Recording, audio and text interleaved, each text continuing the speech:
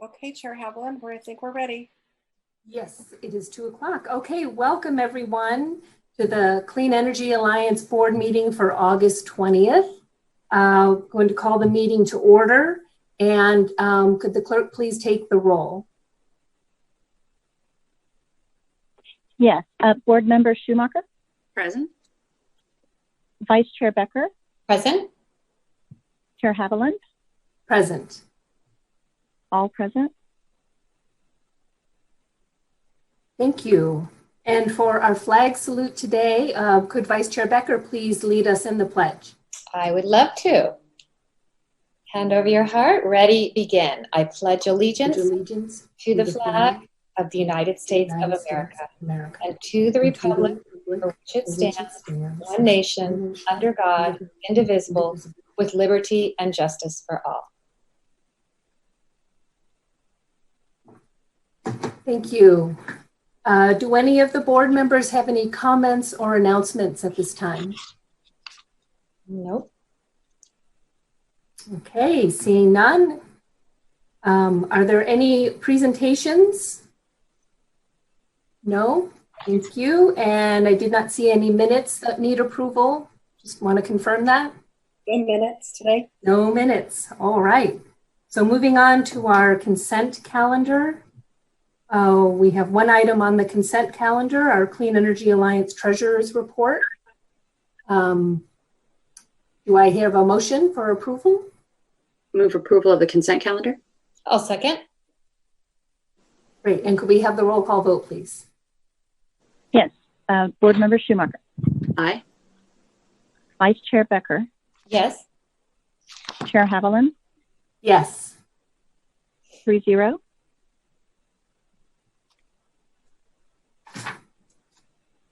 Thank you. Moving on to item number 2, the Clean Energy Alliance Interim CEO Report and Regulatory Affairs Update. So Ms. Boswell, are you going to kick us off? I am. Thank you, Chair Haviland. I have a few items to highlight out of the report, and then I will turn it over to our special counsel, Ty Tosdell, for a regulatory report. So one moment, and I will share my screen for a presentation.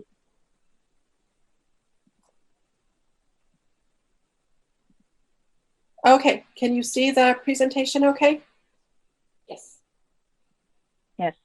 Okay, so the item before you is to receive and file both the CEA Interim Chief Executive Officer report as well as the Regulatory Affairs Update report that will be provided by a special counsel, Ty Tosdell. With regards to the update on our CEA launch schedule, you may recall that in July, we had received word from San Diego Gas and Electric that they were looking at a delay in their electric billing replacement system, which was going to impact our planned launch for May 2021. We've been working diligently with SDG&E, as has our data managers. Calpine Energy Solutions been involved in those conversations. And I'm pleased to report that we're going in a direction that we hope will have a minimal impact to the Energy Alliance and our financial pro forma and outlook. We're currently looking at a potential 2-phased approach with Solana Energy Alliance customers, as well as what SDG considers non-complex billing accounts, to stay with the May 2021 implementation, with the remaining accounts to be transitioned in June 2021. We have received a listing from SDG&E that categorizes the accounts into those 2 buckets, with non-complex and complex accounts, that we are still undertaking an analysis of to see what that means to us in terms of revenues, and also to see if we might propose a workaround with regards to the concerns in the billings, and we have Calpine assisting us with that analysis. I do anticipate that at our next meeting, I will be able to provide a full financial impact report to the board with regards to the proposed phased approach.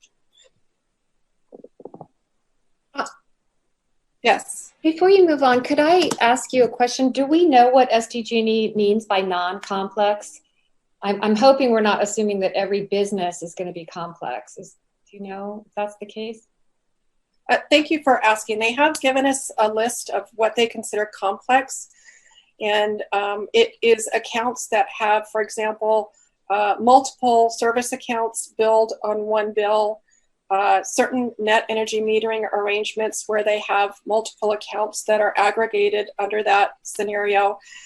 We have the same concerns as you with regards to what are they considering complex, which is why we've had Calpine taking a look at that list and to work with us to go back to SDG&E and provide to them what our response is with regard to their categorizing certain accounts as complex and non-complex.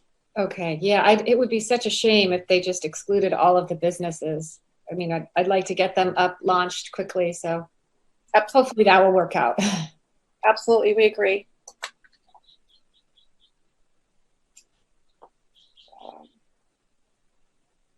So moving on to the results of our communications and marketing request for proposals process. In May 2021, the board authorized the issuance of the request for proposals, and the scope of work included in that RFP are the communication outreach and stakeholder engagement strategy and work related to that strategy, our Clean Energy Alliance branding, design, and messaging and identity to communicate who we are and what we represent, what our goals are, updating the Clean Energy Alliance website, providing content related to CEA's implementation, and then maintaining our website. The City of Carlsbad has been providing those services to date and have done an awesome job at that.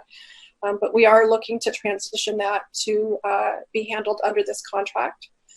They would be preparing our regulatory required noticing, but in addition to that, any other marketing and advertising campaign documents or flyers that we might have. They'd be assisting with preparing, for example, talking points and speaking sheets for not only the board in working with the community, but also should we determine that having an ambassador program or potentially a community advisory committee work on assisting with the outreach, they will be provided with materials to help them with that.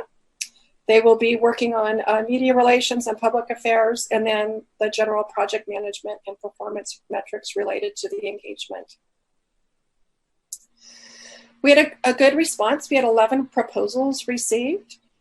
Those proposals were evaluated based on the experience and qualifications of not just the firm, but also the experience and qualifications of the staff that the firm was proposing to work on our engagement. We evaluated the approach to performance of the scope of work and then the project costs. The evaluations were prepared by the Carlsbad Communications Department as they bring the technical expertise for the work that was being proposed. There were 4 firms from that initial evaluation that were invited to interview. The interviews consisted of staff from Carlsbad Communications Department, as well as staff from both Del Mar and Solana Beach and myself. From that process, we shortlisted again to 2 firms and checked those references. As a result of that work effort and evaluation, staff did identify Tripeppi Smith, the firm of Tripeppi Smith, as being the firm to recommend to move forward. Tripeppi Smith brings not only experience providing similar work for new community choice aggregation programs, they're also a firm that's focused on local government communications and marketing. We felt that the committee felt that they bring, with that experience, they bring the understanding of concerns and issues related to local governments and our communities, and that added value to this engagement. The proposal is less than the CEO's authority of $100,000, and so based on that would be executing an agreement, and that their proposal is also within the approved budget that we have within what these council the board adopted. We do have the Trippepi Smith team available to introduction to the board and for any questions. If you'd like, I can stop there and answer any questions and introduce the team if the chair and board would like. Yes, thank you. That'd be a good time to see if there are any questions of the board of the team from Trippepi Smith. Yeah, I would like to have them introduce themselves. That would be great since they're here. Okay, let me stop sharing for a moment to make that. There we go. Okay, so if the Trippepi Smith could turn their cameras on, and we'll have you introduce yourselves. And if you could, in 30 seconds, just touch on what your role would be. And Ryder, I think you're muted.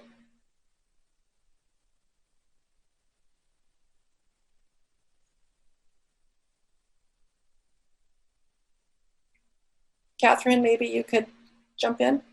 Is this working now? Yes. Mm-hmm. Okay, pardon me. Thank you very much, Barbara, for the opportunity, and Chair Haviland, thank you very much for the chance to be here. My name is Ryder Smith. Catherine, wave your hand. Catherine Grippis is the director at the firm, is going to be in charge of the overall count. Kevin Bostwick is our creative director, and Karen Villasenor is our business analyst that will also be working on the day-to-day project. Catherine and Karen in particular, but also Kevin as well, have all worked on community choice aggregation projects that span Palmdale, Rancho Mirage, Pico Rivera, City of Pomona. And we are excited about the opportunity to work with you all in your group of 3 cities down there in beautiful San Diego County. Thank you, Ryder. Do any of the board members have questions for anyone from Trippepi Smith? I would be curious, just which of the new CCAs did you work with? So we have done a couple small projects with Rancho Mirage and with Pico Rivera. We are working on the launch for City of Pomona and their new CCA, and the City of Palmdale and their launch of their new CCA. And then we've also done support as well for Lancaster Choice Energy. And then Catherine, do you want to throw any other items on there as examples? I think you're muted now, Catherine. No, I think her audio. Karen, could you comment real quick? Yeah, so as Ryder said, we've worked on recent launch for Palmdale and Pomona on their website and their mailers. We've worked with the CalChoice Associate members, Pico Rivera, Rancho Mirage, San Jacinto, and several others. I think Ryder just about covered most of them. So where are you physically located, your office? So first of all, we're a 100% virtual firm, which is actually great because when coronavirus hit, we didn't really skip a beat in terms of operational logistics. So that's good. I'm actually physically located in Orange County, and Karen is located in La Puente. Catherine is located in Claremont, and Kevin is located in Claremont as well. Thank you. Well, I went to Upland High School, so I'm very happy to You're hear. familiar. It's all familiar. Thank you so much. Yeah. Welcome. Thank you.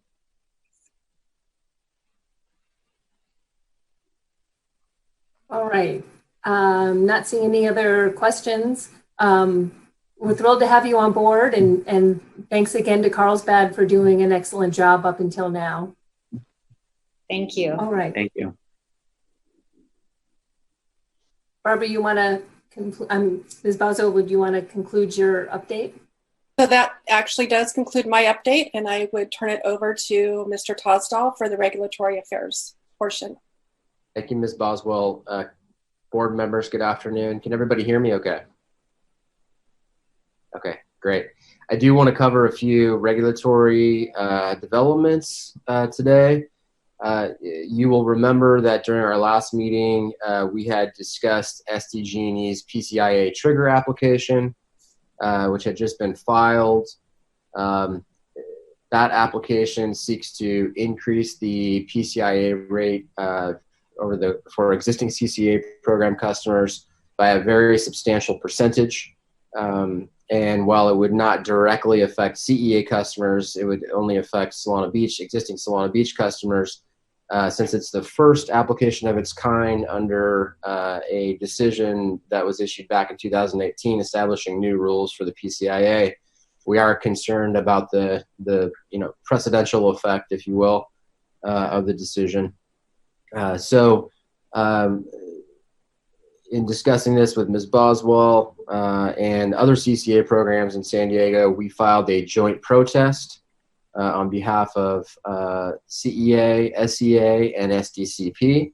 That protest should be in your board materials, and it outlines a number of bases for rejecting or modifying SDG&E's application, including issues around methodology, issues related to the amortization period, and issues related to the total amount that SDG&E is seeking to collect. There's a substantial amount of detail in the protest, and happy to answer further questions about it. I do want to stress something about this application that I think may have been missed, not necessarily by board members or staff or anything like that, but I think in the discussion around it, several people have missed it. SDG&E is proposing to increase the PCIA by a substantial amount. But they have two proposals in their application. One would increase the PCIA by $187 a month, which is quite eye-popping, quite staggering. And then the other proposal is to increase the PCIA by $30 a month under a different approach. From my standpoint, both those figures are unacceptable and would submit customers to rate shock, which is something that the Public Utilities Commission and certainly others at the state level work very hard to avoid. A couple of further updates. You may also remember that SDG&E was seeking to have this decision resolved within 60 days based on some language that was in the 2018 decision that I referenced. We recently found out that the Public Utilities Commission has set a pre-hearing conference for next week. That suggests that the application won't be resolved within 60 days and that we'll have a bit more time to resolve it. I also want to mention that there are several other parties that have filed protests in the proceeding, and most importantly for our purposes, CalCCA has filed a protest, and they are actively engaged in this issue. We've been coordinating with them and collaborating. So the cavalry is here to assist us in this application, in this proceeding. And certainly we will keep you updated as well as Ms. Boswell updated as this proceeding develops. So let me pause there, since this has been such an important topic of conversation, and see if anybody has any questions about the trigger application. Yes, Vice Chair Becker.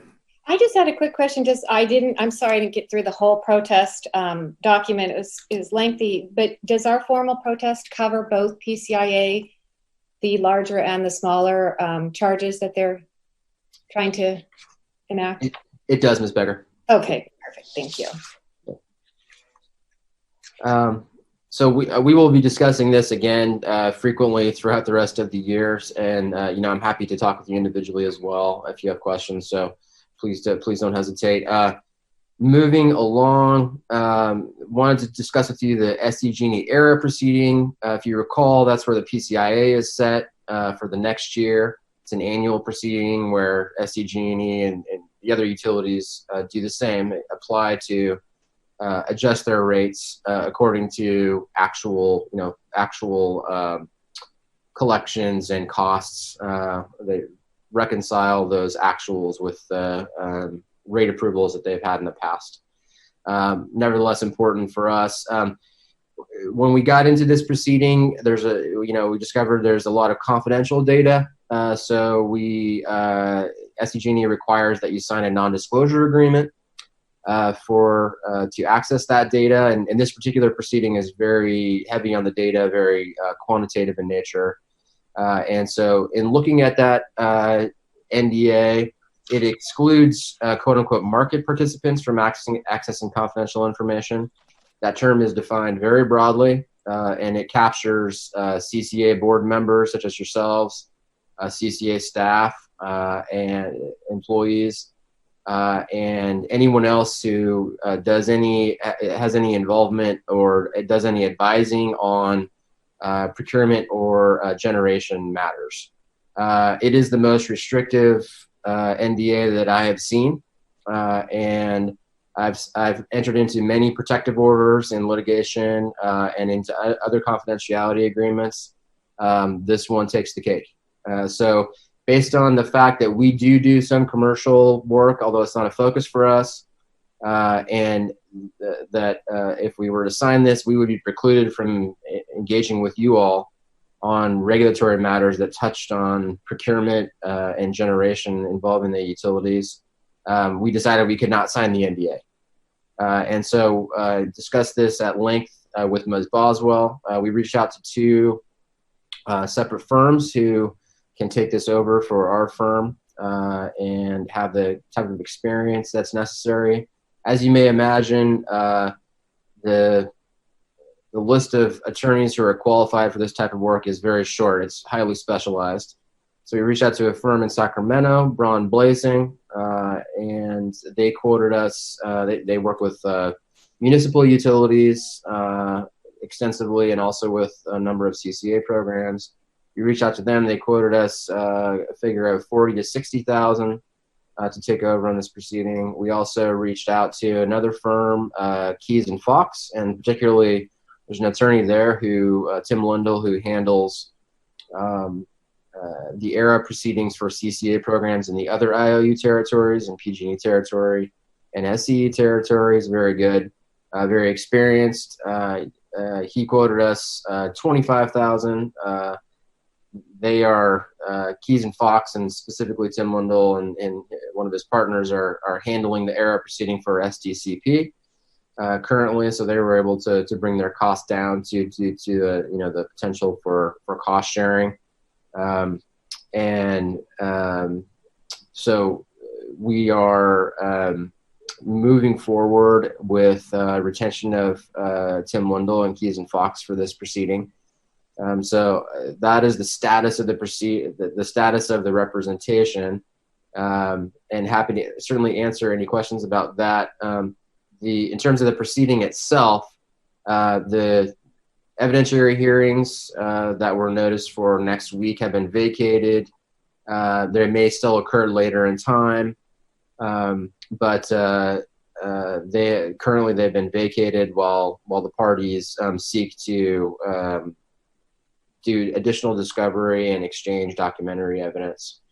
And again, most of the action in this proceeding happens in November, unfortunately, which is very late in the game. It's how these proceedings are structured. So I will have a lot more to report as we get closer to November. Well, let me pause there, and I see Ms. Becker already has a question, but let me pause there and answer questions. Yes.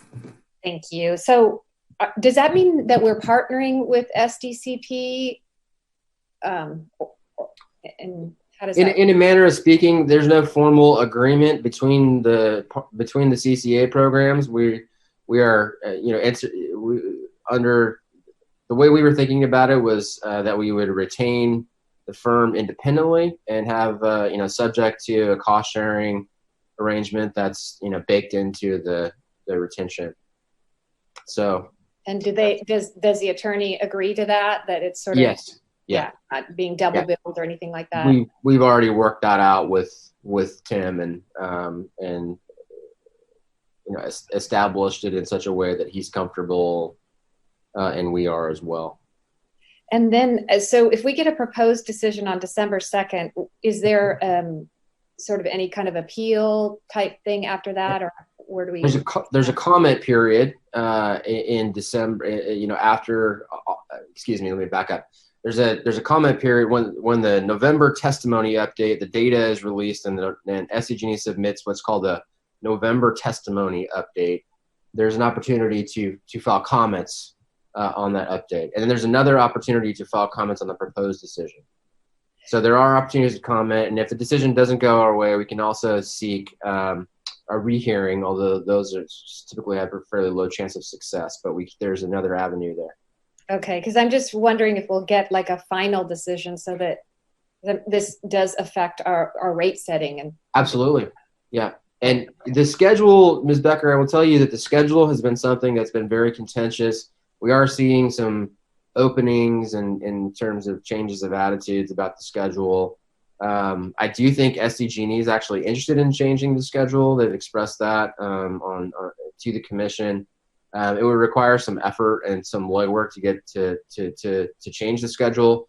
The obstacle at this point, frankly, seems to be the commission itself, who doesn't, for various reasons, they see logistical problems with changing the schedule. But from my personal view is that it's madness to schedule the ERA proceeding in this way and to release the decision so late without much time for party input. Doesn't give CCA programs enough time to plan for the future, especially with respect to rate setting. It puts, I think, every CCA program every year into a very difficult position, and from my standpoint, that should be rectified. Okay. Okay, I will just touch on any other questions about the ERA proceeding and the retention of the special counsel. The special counsel to the special counsel. Okay. Not for me, not seeing any other questions. Thank you so much for the report.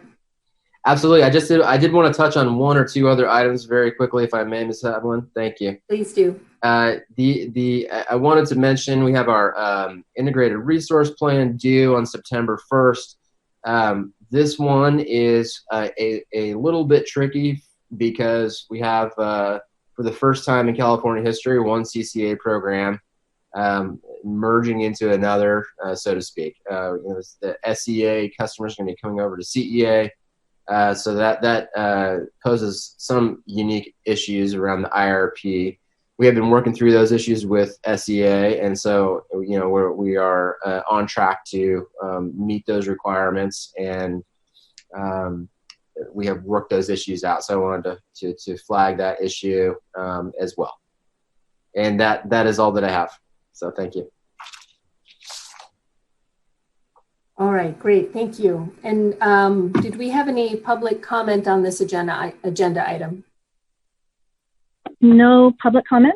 I believe there was one thing from the agency.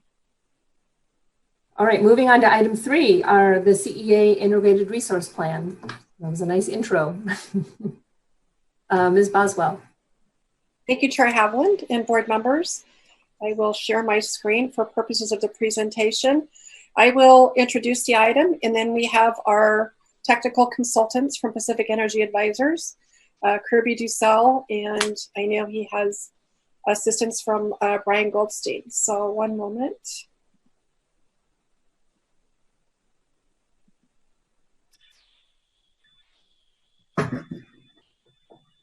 Okay.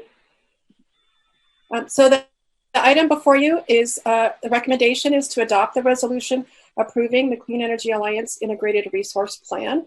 It is our inaugural or initial integrated resource plan.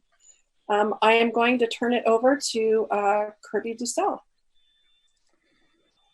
Thank you, Barbara. Good afternoon, everyone. As Barbara mentioned, this particular item will be covering Clean Energy Alliance's Integrated Resource Plan. This is it's a biannual process administered by the California Public Utilities Commission, which is primarily intended to have load-serving entities like Clean Energy Alliance demonstrate how they intend to meet the state's greenhouse gas emission reduction goals. And amongst other concerns, there are items related to reliability and the extent to which planned purchases will promote system reliability within the state of California. And I think it's worth saying that, at this point in time, the plan that's been prepared for Clean Energy Alliance obviously has been constructed before you have commenced operations, before you have completed the substantial majority of your requisite energy purchases. And to that effect, I think it's important to note that in the future, the likelihood of there being changes between this particular planning document and those that you file at later dates is probably pretty high. So just keep that in mind. This is a starting point. And first and foremost, these benchmarks that are mentioned related to emissions, you can see that kind of in the bottom bullet here on this slide, with MMT being million metric tons. So these particular benchmarks and the achievement of these benchmarks are kind of, they're numbers that you need to solve against in completing your various analyses that build up to the creation of the plan. And so there's not a tremendous amount of flexibility. And of course, at this point, given your nascent stage here as a CCA, there's a lot of guesswork that's going into this. But with that in mind, I think we've tried to keep very clear in our thinking about CEA's objective of meeting a 100% renewable energy target by 2035. So that trajectory is definitely reflected in this particular plan. And again, the year that we're kind of focusing on here is 2030. So everything is building up in this plan to meeting these particular portfolio targets and related emission thresholds in the 2030 calendar year. So we can go on. So this is kind of setting the stage, if you will, for how it is that the various emission-related benchmarks are allocated out within the SDG&E footprint.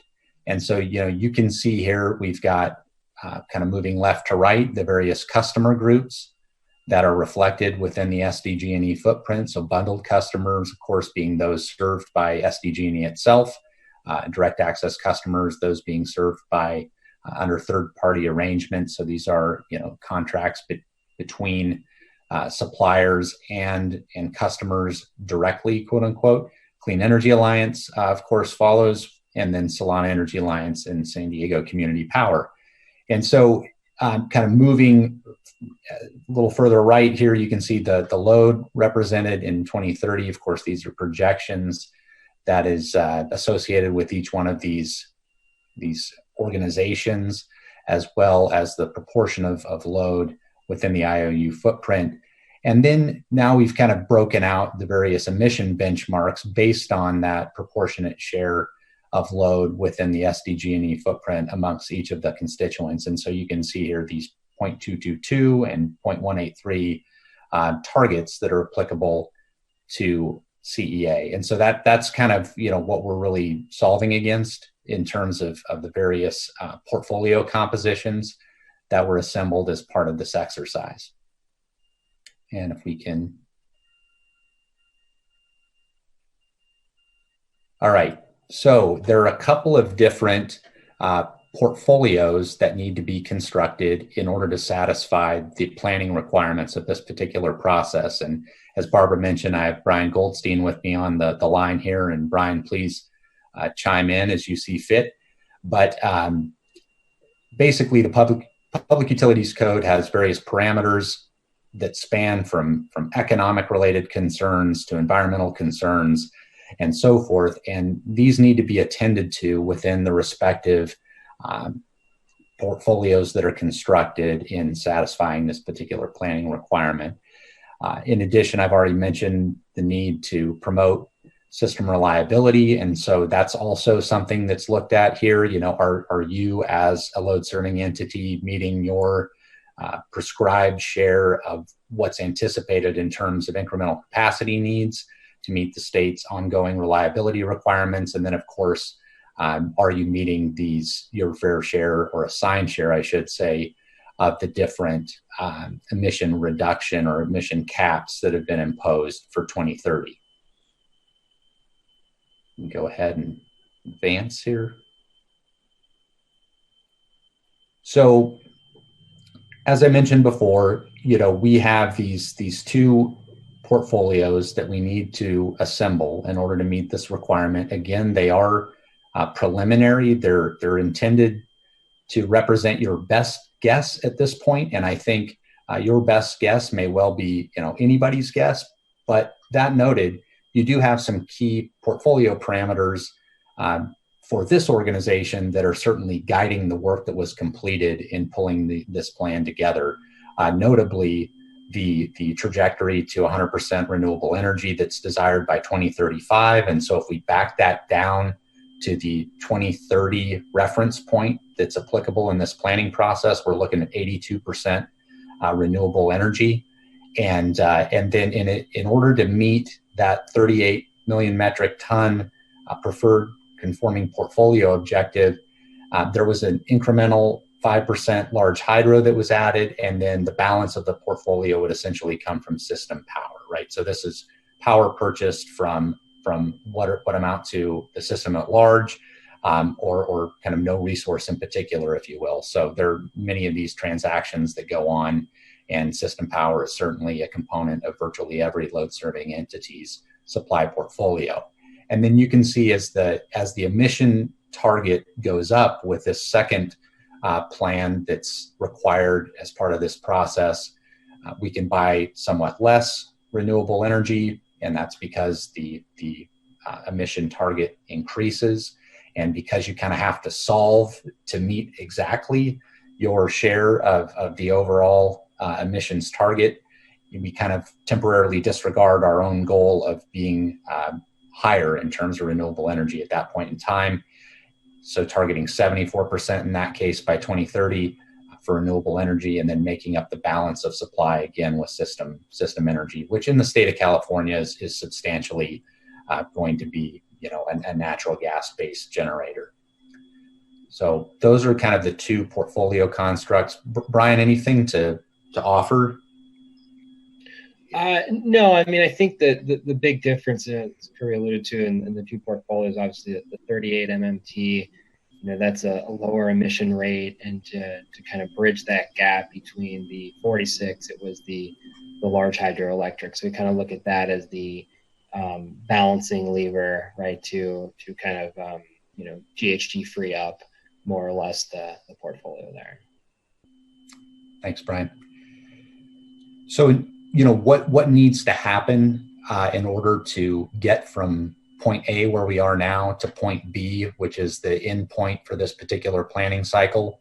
Well, given the incremental renewable energy that would need to be purchased in order for Clean Energy Alliance to realize its targets in that regard, much of the planned capacity additions that are baked in to Clean Energy Alliance's draft plan focus on renewable technologies, and you can see here how these are reflected in the planning document itself. So we're looking at 150 megawatts of new solar, and with that there would be paired 75 megawatts of battery storage. So this is kind of a common ratio that's put in place for new build solar plus storage projects these days, that 50% of solar capacity being developed as battery storage. So that's assumed as a new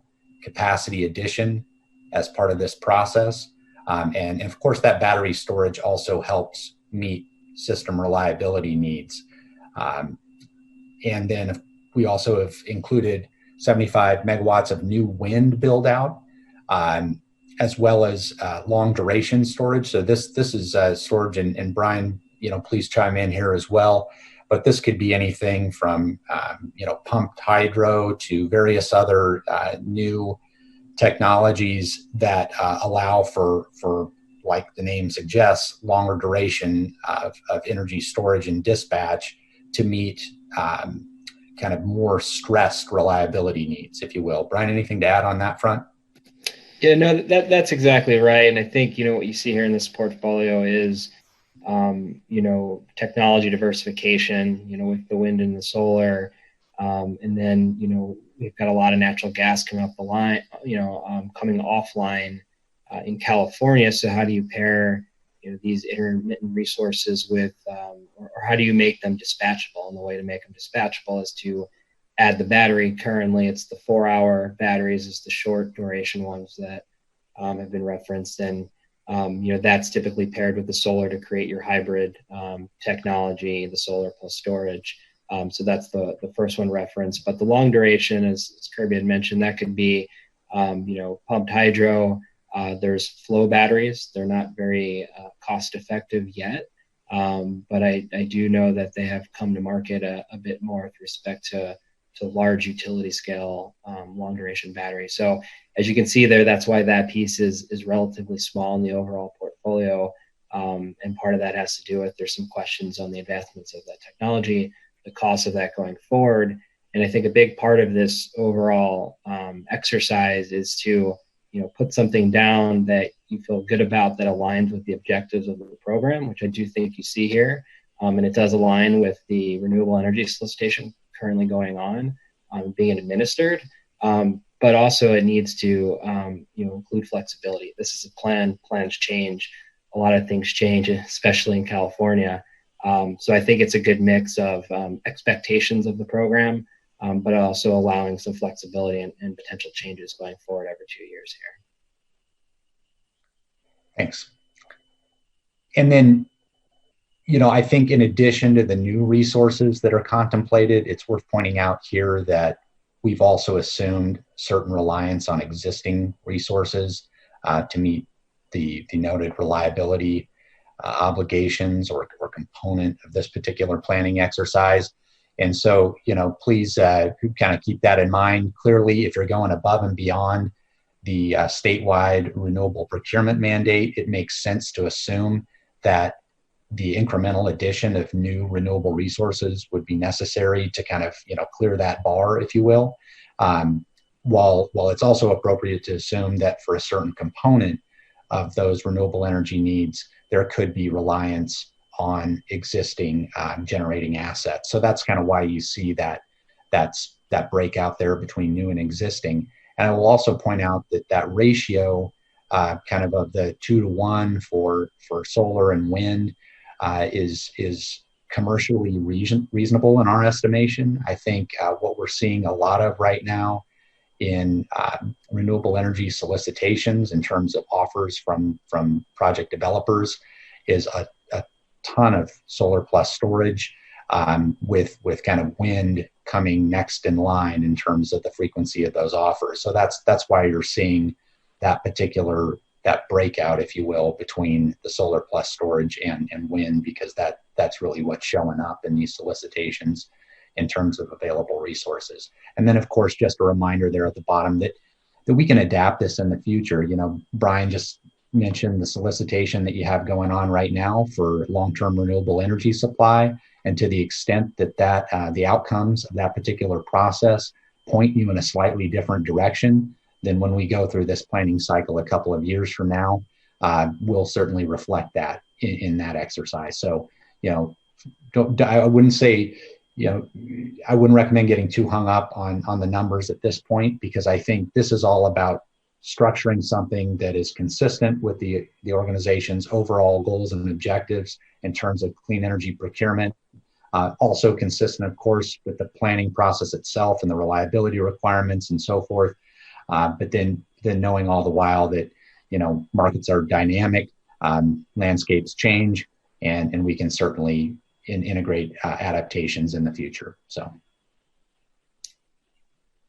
all right. And then this is, I think, a key thing to keep in mind.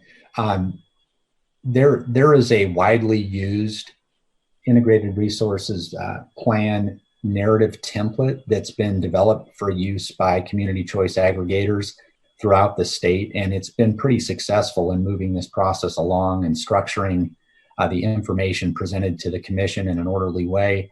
And the narrative that's been developed for Clean Energy Alliance certainly relies on that same template. So that was, I think, an approach that's prudent to pursue at this particular point in time. And that template has also been designed to explicitly hit all of the different marks that are required within the Public Utilities Code and related regulations for this IRP process. So, again, it sequences the information in a way that's relatively familiar to the commission and builds out the discussion in a way that I'd say hits all the marks, but doesn't get excessively elaborate in terms of the commentary.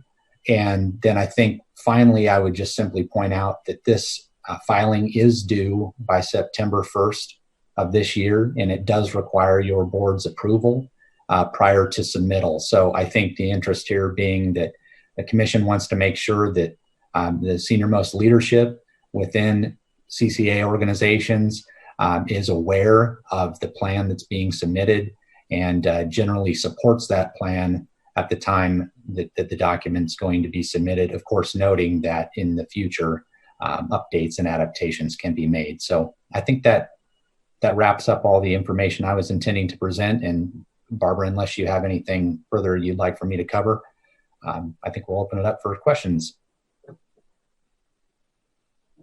Can I say one last thing? I'm sorry, I just, thanks, actually, because it came in very last minute.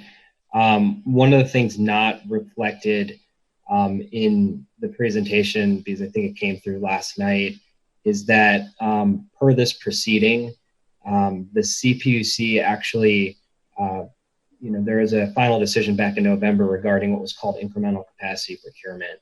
And so the state has flagged a problem saying that by 2023, there's going to be a shortfall of about 3,300 megawatts of capacity. A lot of that's related to the once-through cooling plants in Southern California coming offline.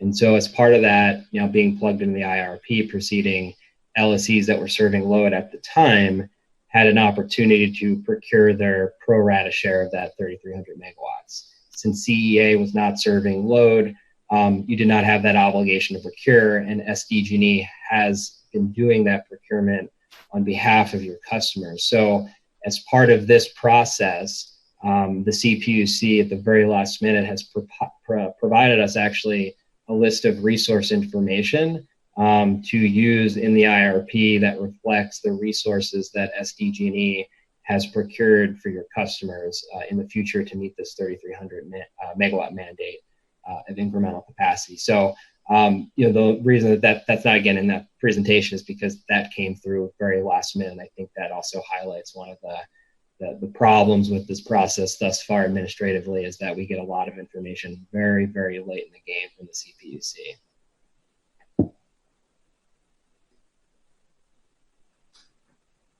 All right, thank you for that presentation. Are there questions from board members at this time? Yes, Board Member Schumacher. Thank you very much, and thank you to the staff for the presentation.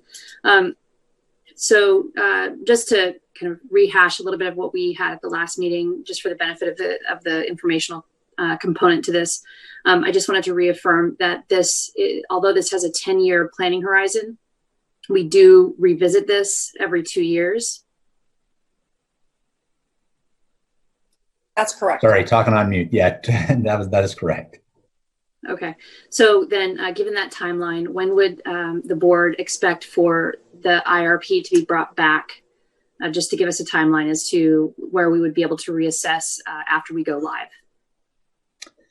Yeah, good question. I think, probably a fair answer to that question is there will be fairly regular monitoring, not only via informational updates from staff to this board, but also through various other processes that are administered by the states as it relates to the electric utility sector. So I think there's going to be a lot of information coming back to the board before we ever get to the true planning cycle 2 years from now. But I imagine that as we lead into the next IRP cycle, which will happen 2 years from now, we're going to bring that, I'd say, 2 or more months in advance so we can work through this process and utilize that information that's been gathered during early stage operations to update what's going to go into the next iteration of this process. Okay, great. Thank you. Second question has to do with new wind. Wind is not a resource that we typically see a lot of here in San Diego, given our temperate environment. So this particular area, just in the hemisphere, globally, doesn't have a lot of wind just by virtue of global weather patterns. So when we're talking about new wind, are we talking about outside of the county? Are we talking about outside the state? What are we talking about there? Yeah, likely outside the county, but within the state, I think is a reasonable answer to that question. Certainly, there are small amounts of in-county wind, and to the extent that that's available, or at least offered to this organization, I think it'd probably be worth considering as we move forward. But, striking that balance between what's commercially available, what's cost effective, and then of course what's necessary for planning purposes, I think that's a bit iterative, and we'll certainly work through that with you all as we move forward in time. But yeah, I think the short answer to your question is likely in state, probably outside of the county. Okay, I know we have some projects out in Imperial County, I believe. Okay, and then finally, when we were talking about the portfolio content categories, can you remind me of what is baked into this IRP with regard to the content categories, if any? Yeah, that's a good question. So this particular process, there's a bit of a disconnect in the sense that, the Renewables Portfolio Standard Program, which, those portfolio content categories that you mentioned, those are directly applicable under the RPS program, but really aren't under this particular process. So I think the goal of this organization and what's reflected in the various planning documents that we work with to date is that phase out of bucket 2 very early on. I think there's just a year or two at most of relatively modest levels of bucket 2 supply.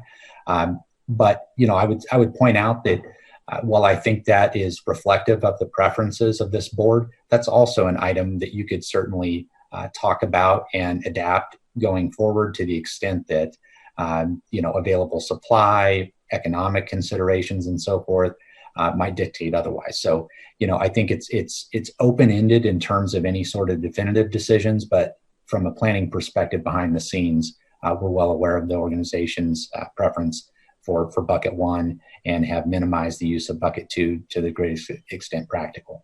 And from an IRP perspective, just to jump in there, PCC2 is actually treated as system energy. So all the renewables that you do see in the IRP are PCC1.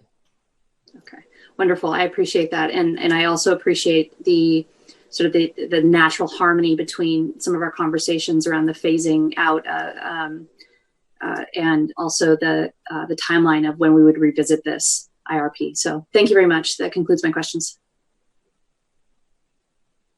Thank you. And are there any public comment on this item?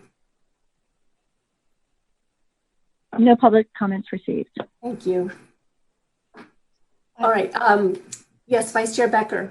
It is a tiny bit off subject, but I did notice on one of the first couple slides that and this might be a question for Ms. Boswell, the direct access customer load is really quite large. And we had talked about during one of our board meetings that we were going to maybe talk to some of the direct access customers. Or do we still have that in the back of our mind to do something like that? We do. Okay, so that's still on track as well. Okay, yep. Great. Thank you. All right, so we need to approve this plan at the meeting today if we want to meet the deadline. Is there a motion from the board? There is a resolution, so the motion would be to approve the resolution that approves the plan. Thank you. I'd be happy to make the motion to adopt a resolution approving the 2020 Clean Energy Alliance Integrated Resource Plan. I would second. Great. And could we have a roll call vote, please? Okay. Board Member Schumacher?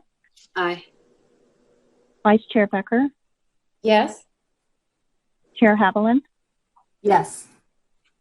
Passes 3-0. Thank you. Moving on to item 4, the Clean Energy Alliance Credit Solutions Update. Ms. Boswell. Thank you, Chair Haviland. And I will again share my screen for purposes of the presentation.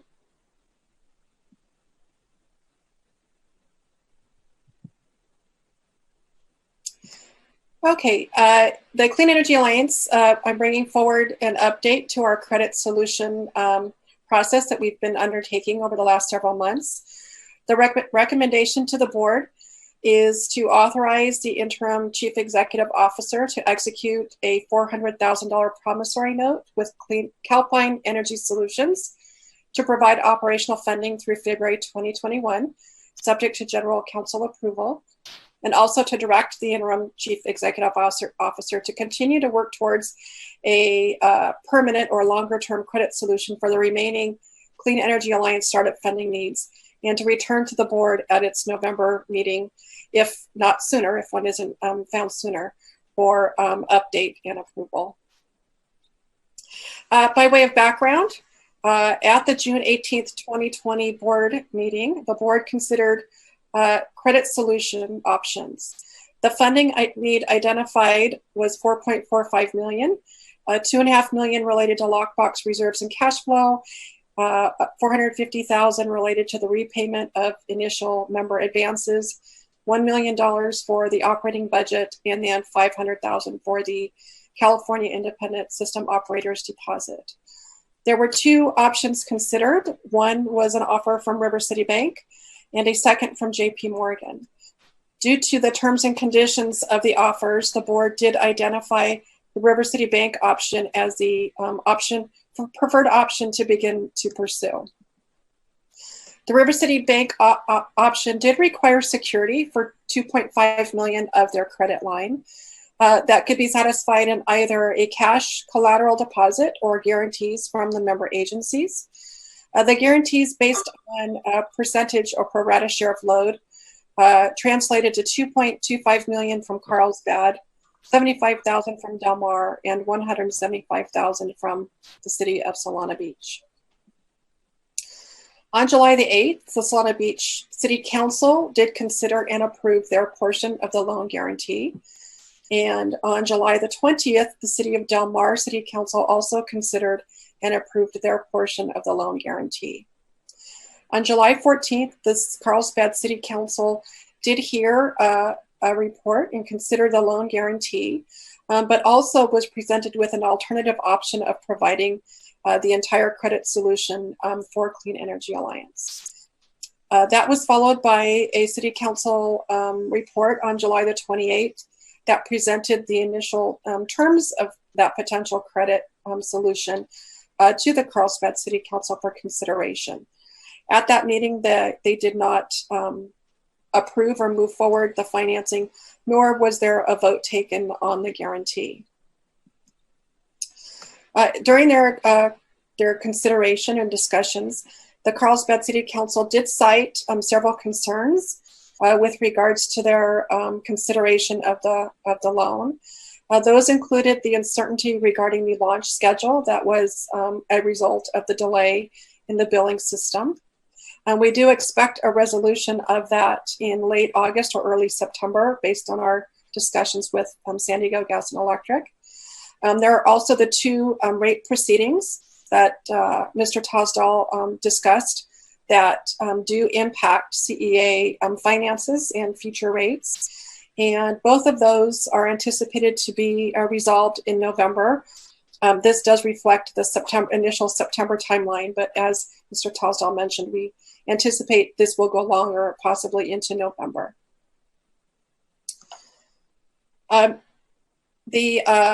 As part of our credit solutions, or as part of our contract with Calpine Energy Solutions, they did offer include in there the opportunity to borrow funds for operational budgetary needs and startup costs of up to $650,000. The staff has reached out to Calpine Energy Solutions to determine whether there was an opportunity to, for a bridge loan, if you will, to provide funding while these items of concern are resolved over the next several months. We would also, during this time, continue to work on the River City Bank guarantee options, potentially from other sources, or look for other credit solutions. As also, we could contact JP Morgan to see if there's any opportunities to maybe make adjustments to the terms and conditions that the board had concerns with regards to the covenants. The $400,000 loan from Calpine would be used to fund operations as listed here. It's important to note that it does not consider repayment of the initial loans to the operational members, but would provide funding for as we move along in our implementation over the next several months. The Calpine loan does carry an interest rate of the 1-month LIBOR plus 2%, effective on the date the funds are deposited. And if the loan had been funded on August 14th, the LIBOR rate at that time was 0.1515%. So the interest rate would have been 2.1515%. The repayment is to occur in 12 equal installments, with the first payment beginning 90 days after we begin serving customers. The loan has no recourse to the member agencies. So the member agencies are not guaranteeing this loan. And if for some unknown reason CEA does not launch, the member agencies are not required to repay those loans. We do have representatives from Calpine available for questions should the board have any, and that does conclude my presentation, and I'm happy to answer any questions. Great. Any questions for Ms. Boswell or for Calpine?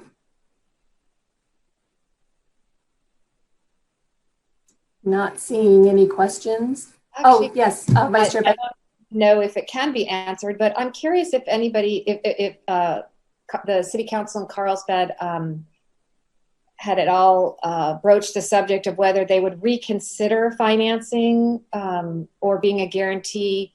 Now that we know, it looks like the launch is not delayed, and we might get some of these decisions pretty soon. Do we know anything more about that? Or is that something is that part of that we might pursue still?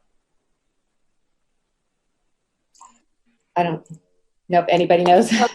Yes, Board Member Schumacher. If I might use my opportunity to speak to that. Maybe some background on how the two meetings on this item went would help with that. When we first heard the meeting item, there was great enthusiasm for being the agency that would provide the loan, and with that enthusiasm, I also requested that the guarantee be placed and brought back so that the two options would continue to be available, as I believe Solana Beach as well as Del Mar did move forward with, which was the guarantee and sort of keeping the options open.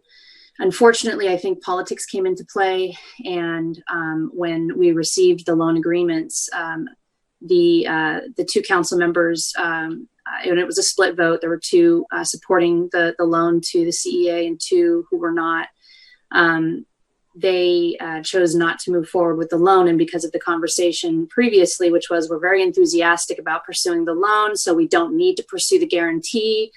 And it was very well understood and actually stated on the record that that there was an understanding that the JP Morgan was the more expensive option, and so. Long story short, we were left high and dry without the guarantee to offer.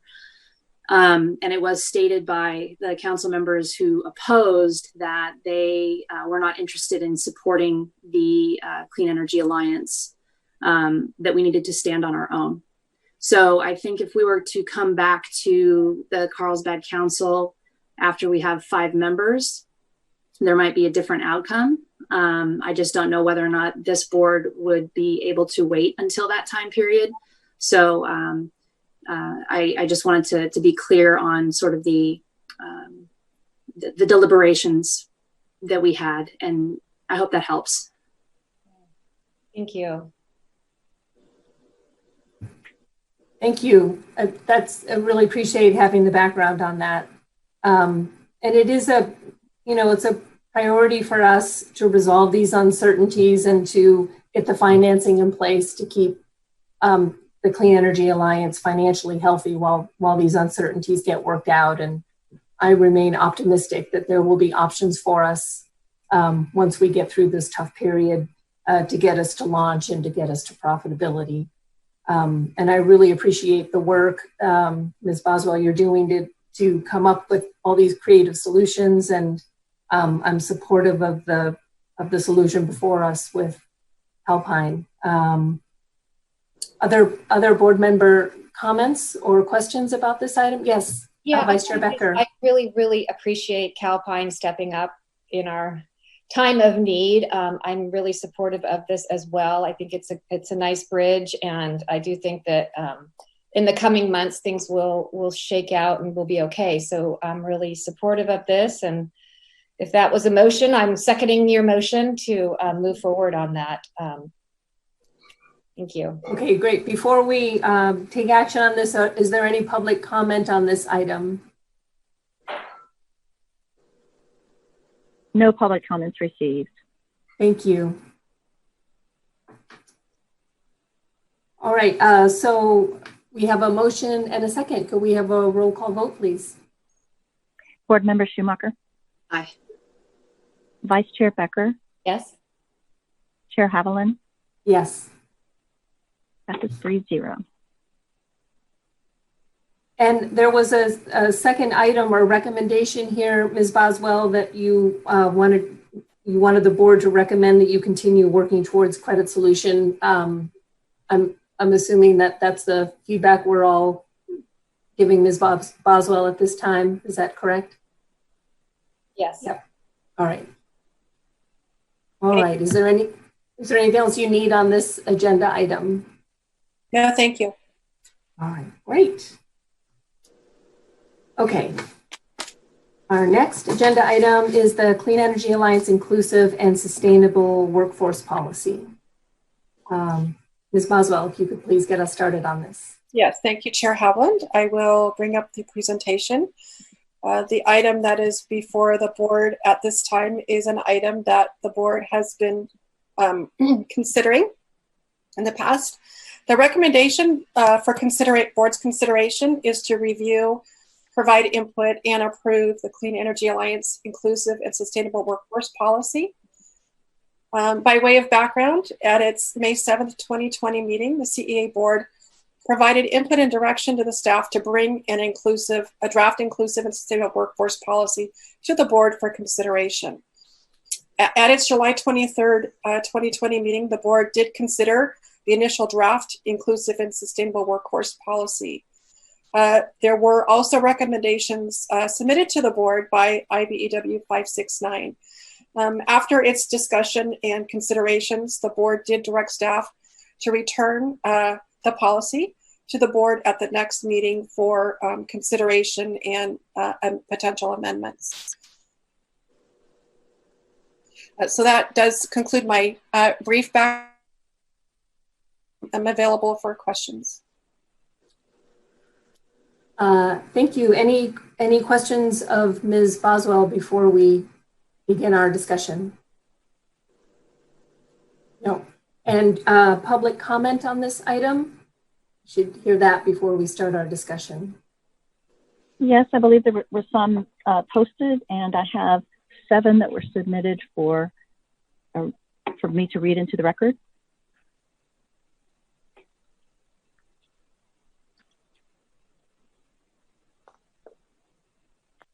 Did you hear me? Oh, yes. Did you say you had comments you were going to read into the record? Oh, did you want me to go ahead and read them now? There's 7. Oh, sure. That'd be great. Thank you. Okay. Sorry. Thank you. All right. The first, I hope you can hear me well enough. The first record was submitted by Mary Hassing, and it is stated, there was discussion at a recent CEA meeting about not adopting strong hiring and pay language until more cities join. One suggestion was to grow the CEA first and then change to more inclusive language, including fair and prevailing wages. I disagree. I urge the board to adopt strong language now to ensure uniform wages, benefits, overtime pays, hours, working conditions, and work rules. It will potentially be more difficult later to strengthen language already adopted. Agreeing on strong language now will ensure good, clean, middle-class jobs and a stable workforce. From Mary Hastings in Carlsbad. The next speaker, Anthony Bona. My name is Anthony Bona. I am a resident of Carlsbad. To be entirely transparent, I am also a political commentator on a YouTube channel under the brand name Regular Guy in Carlsbad. Ms. Becker and Ms. Haviland, the city of Carlsbad, had a council meeting on August 18th, 2020. In that meeting, several citizens expressed concern over the PLA in regards to IBEW 569. Two individuals asked for investigation into Corey Schumacher and her receipt of over $10,500 from IBEW in February of 2020. I myself have called for Ms. Schumacher to step down from her council seat. Many of us believe Ms. Schumacher has a conflict of interest in her seat at the CEA and would like to request she be replaced by Mayor Hall. I have reviewed the last CEA meetings video multiple times. I concur with Ellie Haviland from Del Mar saying that the more she digs in the question, the more she digs in, the more questions she has. My questions, comments, vendor selection. I am familiar with the government contracts where it is usually the lowest bid that wins in order to save money. Question one, how has IBEA 569 chosen as the vendor for the PLA in the CCA, CEA, JPA agreement? Was this a competitive bid? Why wasn't a company local to North County chosen? IBEW 569 is based in San Diego, not NC. Business model. In the video, Ms. Becker from Solana Beach tried to tell Council Member Schumacher that the heavy-handed language to include IBEW 569 in the CEA agreement would alternate 10 other cities in the NC corridor who would not agree to such a labor agreement with the IBEW 569. It was Christy Becker of Solana Beach who told Councilmember Schumacher that the success of the CEA would be sabotaged by the inclusive IBEW 569 labor language. Councilmember Schumacher persisted on IBEW 569. Why? Why the insistence of IBEW 569? Ms. Becker, I totally agree with you. Thank you for your time. Anthony Bona, YouTube Regular Guy in Carlsbad. Speaker 3 is Eric Furs. My name is Eric Furs, and I am a resident and taxpayer of Carlsbad. I spoke earlier this week at the Carlsbad City Council, and I would like to reiterate my points to thank you all for the work getting the Clean Energy Alliance off the ground, a local CCE that delivers 100% renewable energy, local clean energy programs, and good local jobs is a win-win for the community and our climate. This includes a strong, inclusive, and sustainable workforce policy and is particularly important as we look to a post-COVID recovery. Thank you to Councilmember Schumacher for championing a strong policy like this at CEA. I support CEA moving forward on a strong, inclusive, and sustainable workforce policy. Speaker 4, Lawrence. Dear council members and staff, as a resident of Carlsbad, I have major concerns on how your board appears as a non-functional board. After watching your last meeting, was shocked. Agenda number 5. I say shocked and appalled at Corey's lack of transparency regarding her strong desire to change the agreed to language of the sustainable workforce policy without disclosing that. Ms. Schumacher received a substantial donation from said union of over $10,000. The optics of this lack of transparency on Ms. Schumacher's part stinks to high heaven, and to put it mildly. The video on this board discussion was shown to the entire Carlsbad City Council last Tuesday night, and Mayor Matt Hall commented that this new language was not the agreed to by and would be rejected by other potential partners of new Clean Energy Alliance. CEA board member Christy Becker also had a strong point that by adopting the new revision submitted by the International Brotherhood of Electrical Workers, Local 569 of San Diego, and she indicated that by adopting this language, it would indeed severely limit potential partners from participating. Also, I have urged the Carlsbad City Council to reject co-signing or guaranteeing or loaning funds to the CCA. Right now is not the time to start up a new entity with no funds and no credit in today's time and economic uncertainty. I therefore urge the board to do the following. 1, stop all forward movement on the CCA until the economy is back and functioning. 2, remove Ms. Schumacher and place her with the alternate ASAP. Thank you for your consideration of the above. Larry Posner, Carlsbad. Speaker 5, Barbara Diamond. Secretary, I urge the board to first develop a policy for fair employment practices guaranteeing a fair prevailing wage. Then other cities, if they choose to join, will be aware of the policy and therefore will not be in an opposition to object to established employment policy later on. Also, by delaying the policy for the purpose of attracting other cities could be viewed as disingenuous and could create mistrust in the newly joining cities and could lead to withdrawal or at least misgivings. Barbara Diamond of Carlsbad. Next speaker, Noel Kevin Breen. As an observer of the last meeting, July 23rd, of this body, and noting the action taken by Carlsbad City Council on July 28th, I'm increasingly convinced that the CEA should merge with the already extant JPA authority led by the City of San Diego.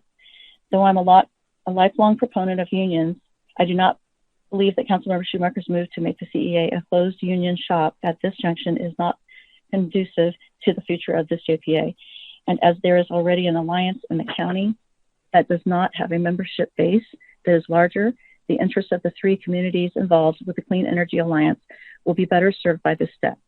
In a time of great economic dislocations due to the ongoing pandemic, it seems the only logical alternative. Please feel free to read and publish my comments. Noel Breen. And the last comment submitted by Lolly McIntyre. To the board of the CEA JPT. I am writing to you as a member of and work in the community of Carlsbad. I'm a native of Encinitas and have lived in this area all my life. I have been here long enough to remember when Encinitas had just one stoplight in the whole town, and I occasionally still call Carlsbad Village Drive Elm Avenue. I have watched this area grow significantly and in the process, especially in the coastal communities, become a very affluent place. The Clean Energy Alliance is a great step in our continuing growth, but for me, in building an organization that best supports the community, it is imperative that we also provide top quality jobs to local people.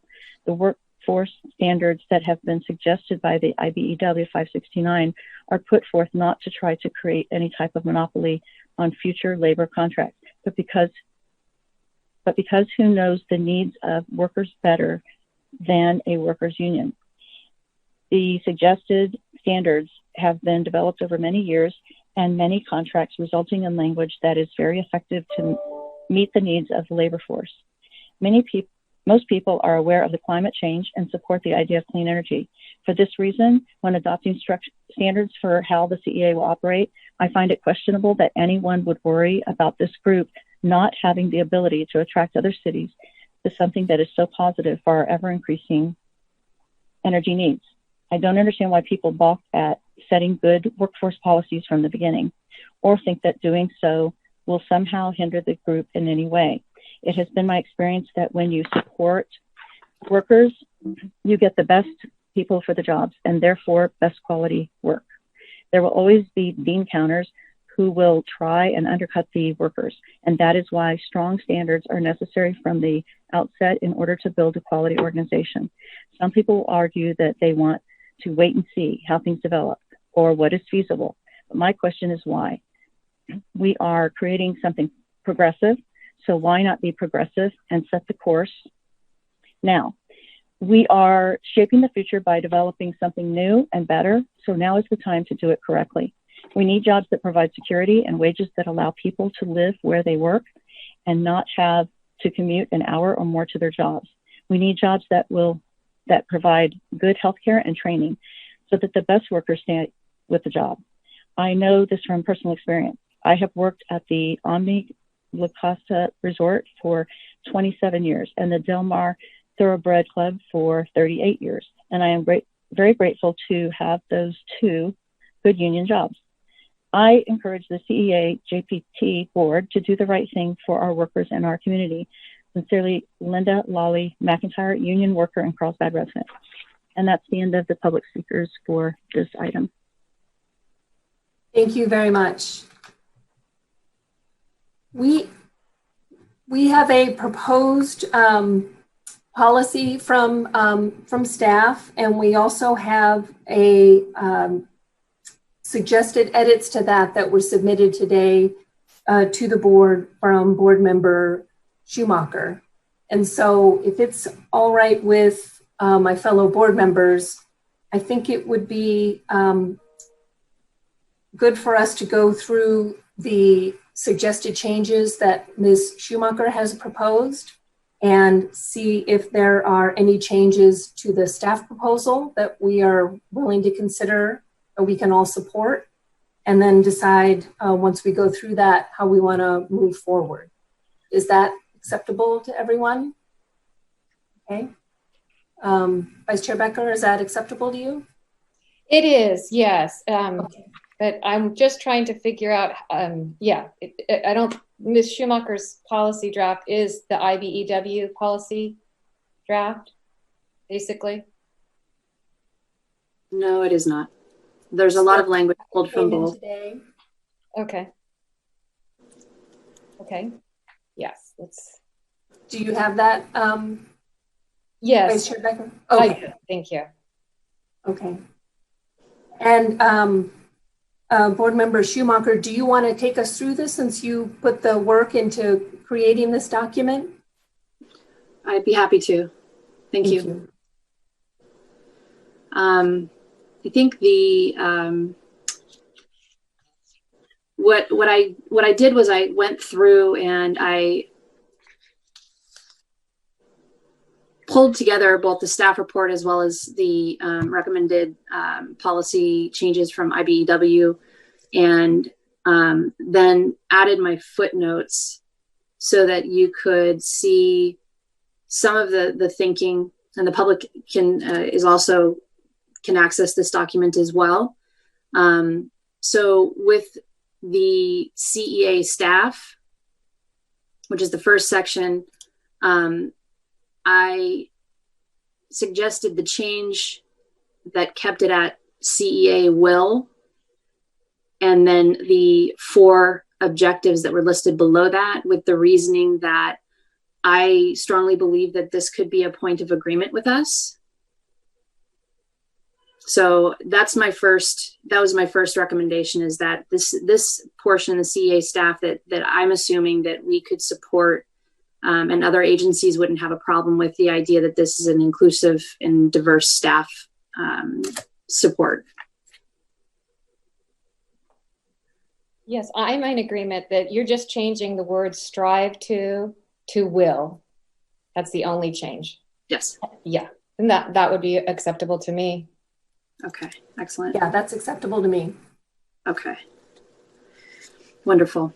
And then heading down to the supply chain, I added in, because one of the things that I've done in my work previously with regard to supply chains, this is prior to being elected, transparency component is really important in supply chains.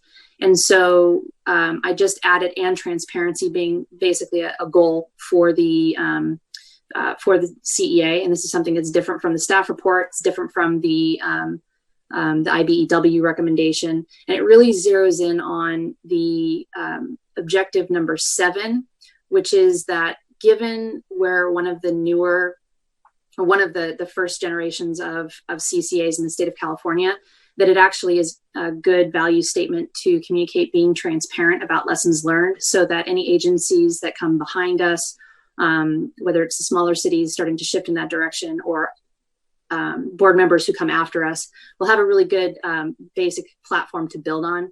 So especially with the supply chain. So I added that, and then simply shifted use the language CEA will, striking the strive to for those 8 objectives, thinking that these are items that we could all support. That doesn't seem to be any contention with those objectives.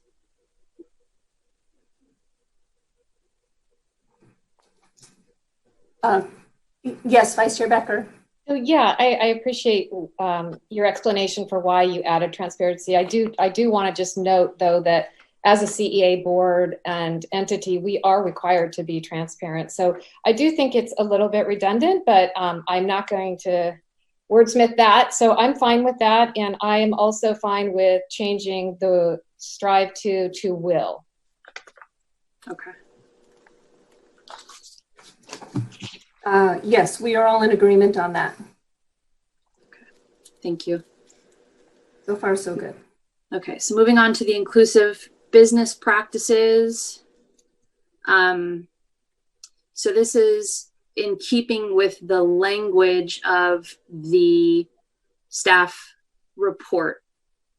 The only change that I did was really just a semantic consolidation of objectives 2 and 3.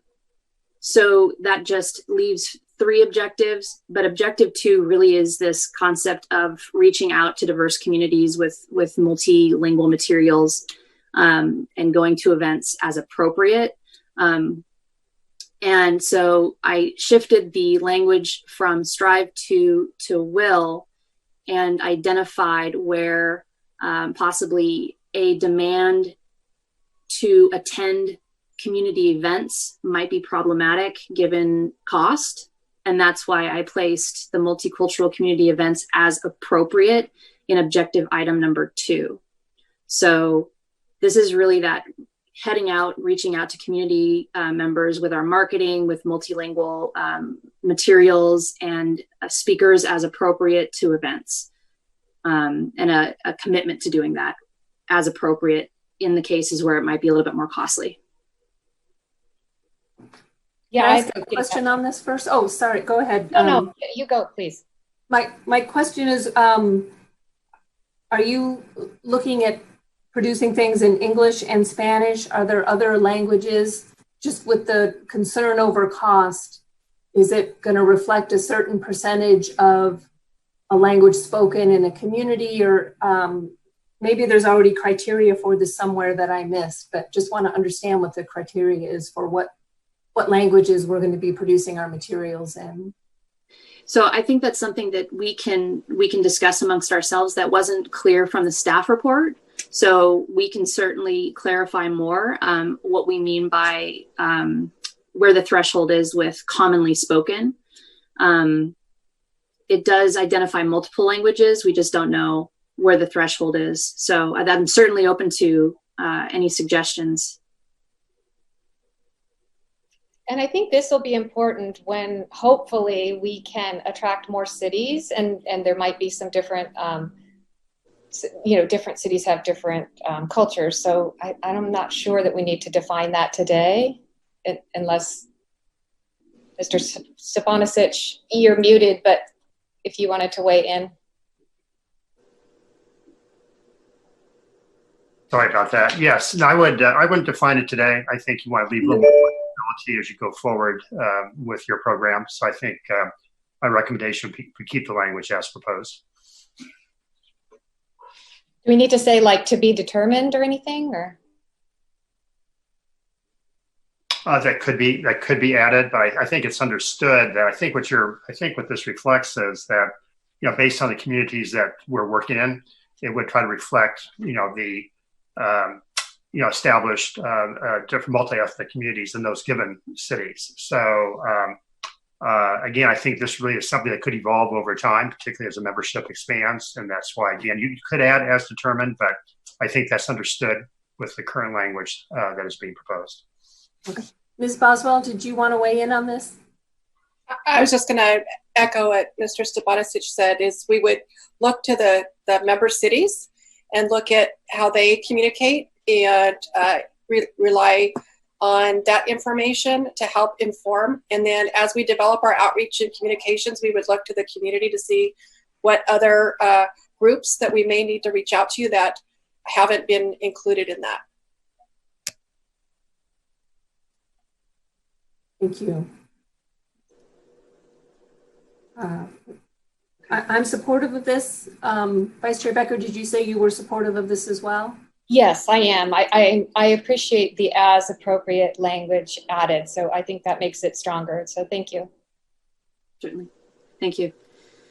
And then moving on to the non-discrimination pledge. This is purely staff recommendation. And wanted to point out just two things, that the recital language in this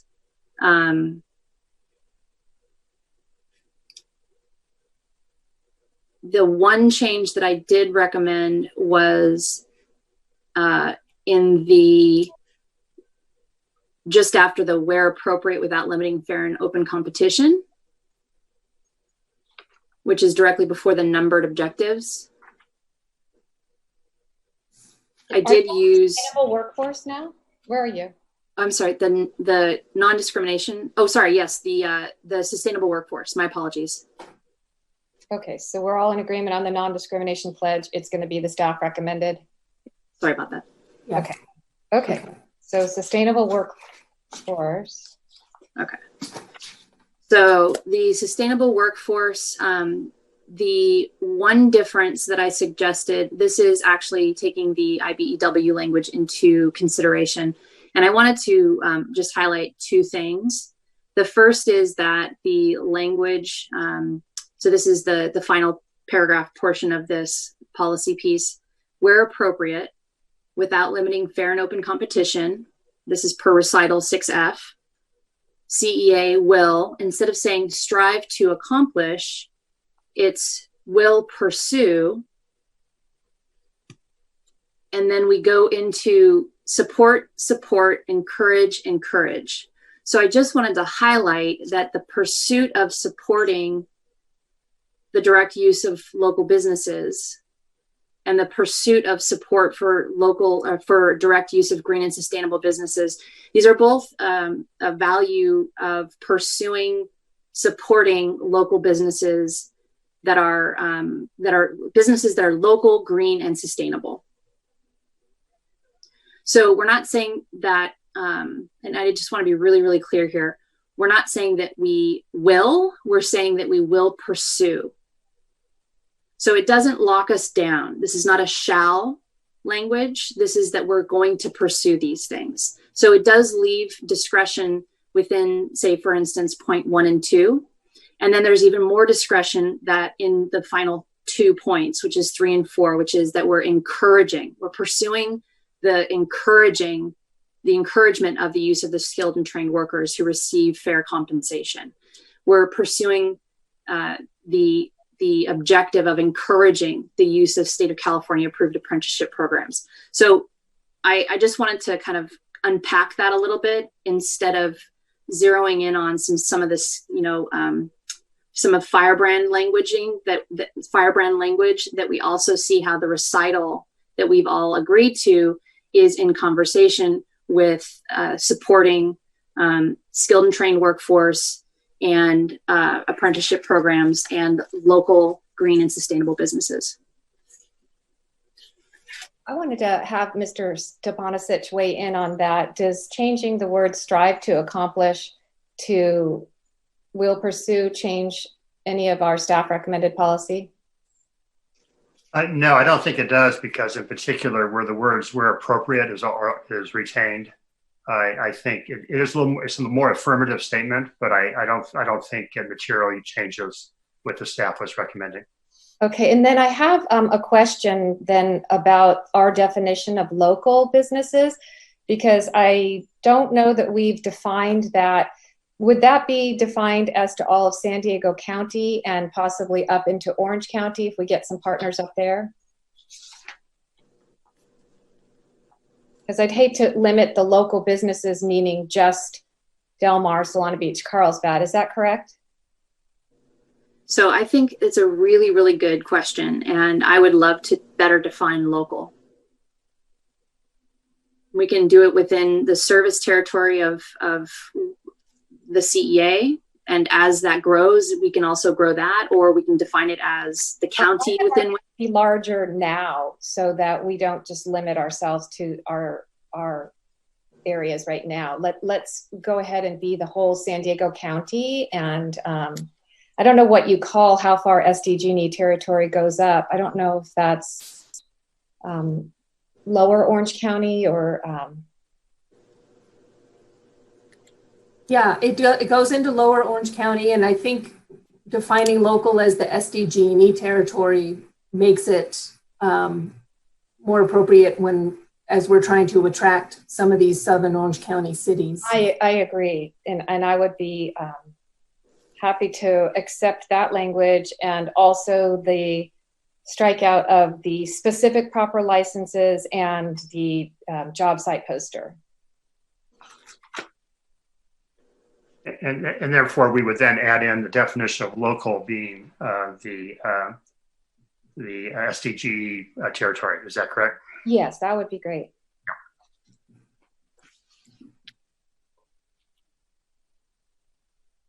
Is that acceptable to everyone?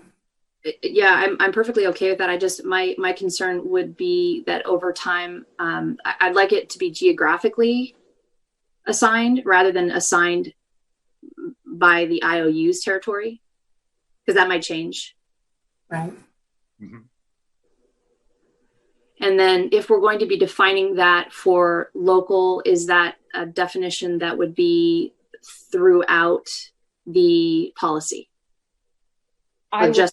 Yes, I would really appreciate that language, just so we don't have to, each time a new city happens to come in, we have to keep changing this policy to include their territory. One thing we could do is define local as being all of San Diego County plus any additional territory served by a CEA.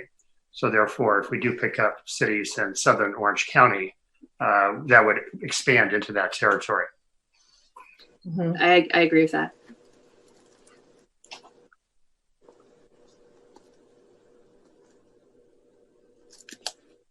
All right, that's acceptable. Is that acceptable to you, Vice Chair Becker?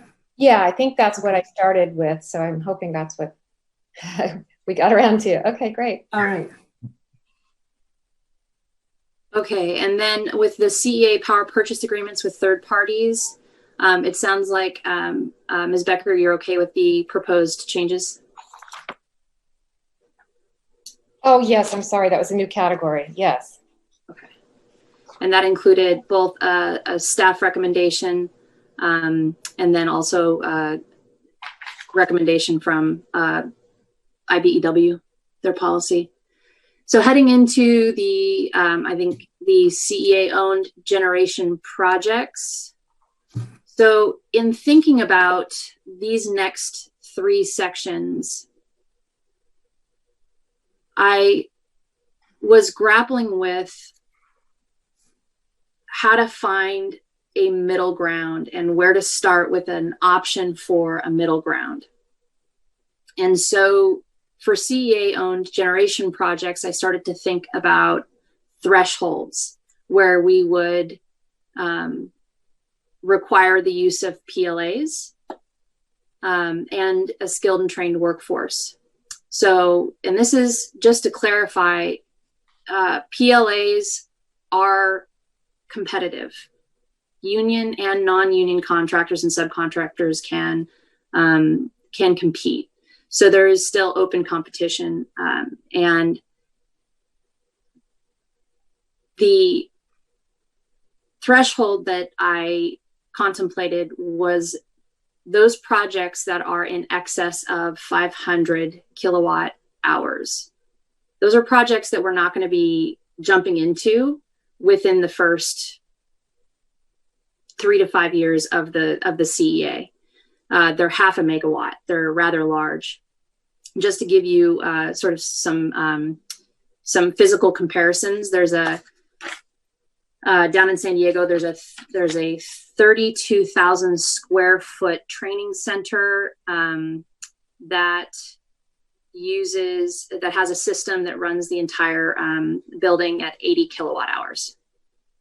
There's also a larger office. It's an office building style, open 9 to 5, and they have a 90 kilowatt hour project that is on their commercial building. And so that's to give you an idea of the size that we're talking about when we're talking about the threshold. So I'd love to hear your thoughts.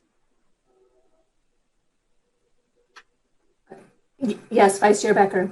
Yes, so I am, I think I've said it a million times now, but as other councils are currently composed, I don't see any of the identified partners that we've all wanted to court. None of them will, and that includes the county, Santee, the Highway 78 corridor cities, Orange County. None of them support the PLA language, and we know that. And your Chamber of Commerce in Carlsbad has 1,100 members, has said, no, they do not support it. Your city council members do not support it. Solana Beach does not support it.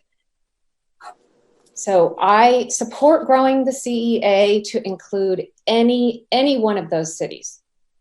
And I want all of them to have clean energy. I want local control in our entire region.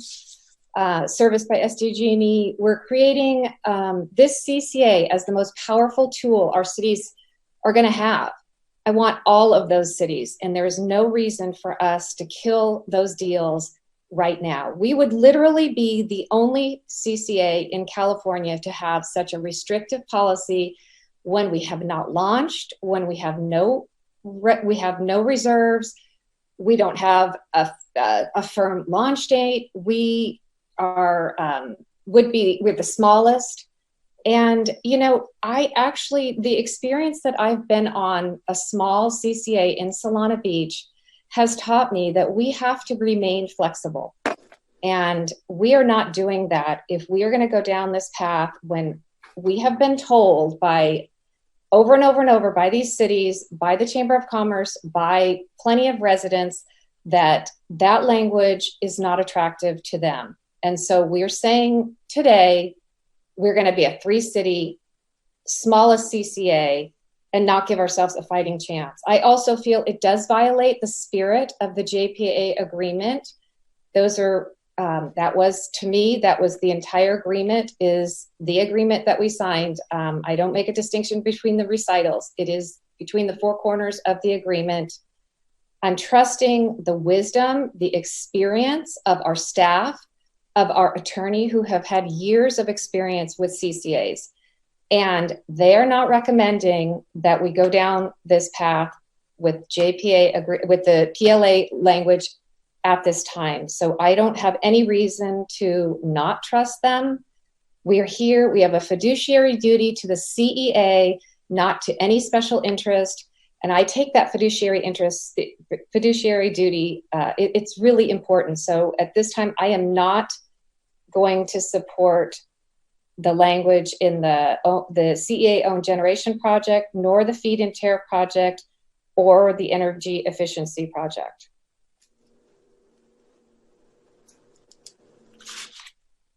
Okay, so the CEA-owned generation projects, I do have concerns about this suggested revision. It just feels too soon to me for us to be making these changes.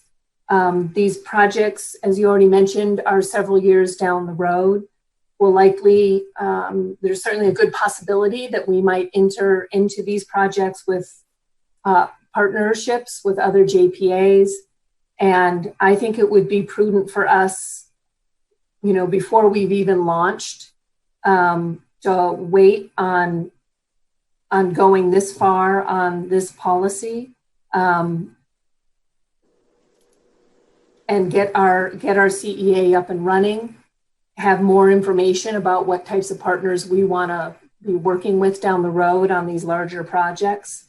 And it just feels too soon for me. And I also feel like this is a big issue. And if we don't have the whole board on the same page, that we shouldn't be moving forward with it at this time. So I would like to hold off on the language proposed actually for all three of those categories that Vice Chair Becker mentioned: the own generation projects, the feed-in tariff projects, and the energy efficiency projects. And there was a sentence in the CEA feed-in tariff projects, the very end, CEA shall consider the use of skilled and trained workforce. I would hope that we would be considering using skilled and trained workforce in all of our projects. So that sentence actually seemed a little strange to me, because it seemed like something we would want to, have as a priority for any projects that we worked on. But I'm not ready to adopt these changes at this time for those three sections. Okay.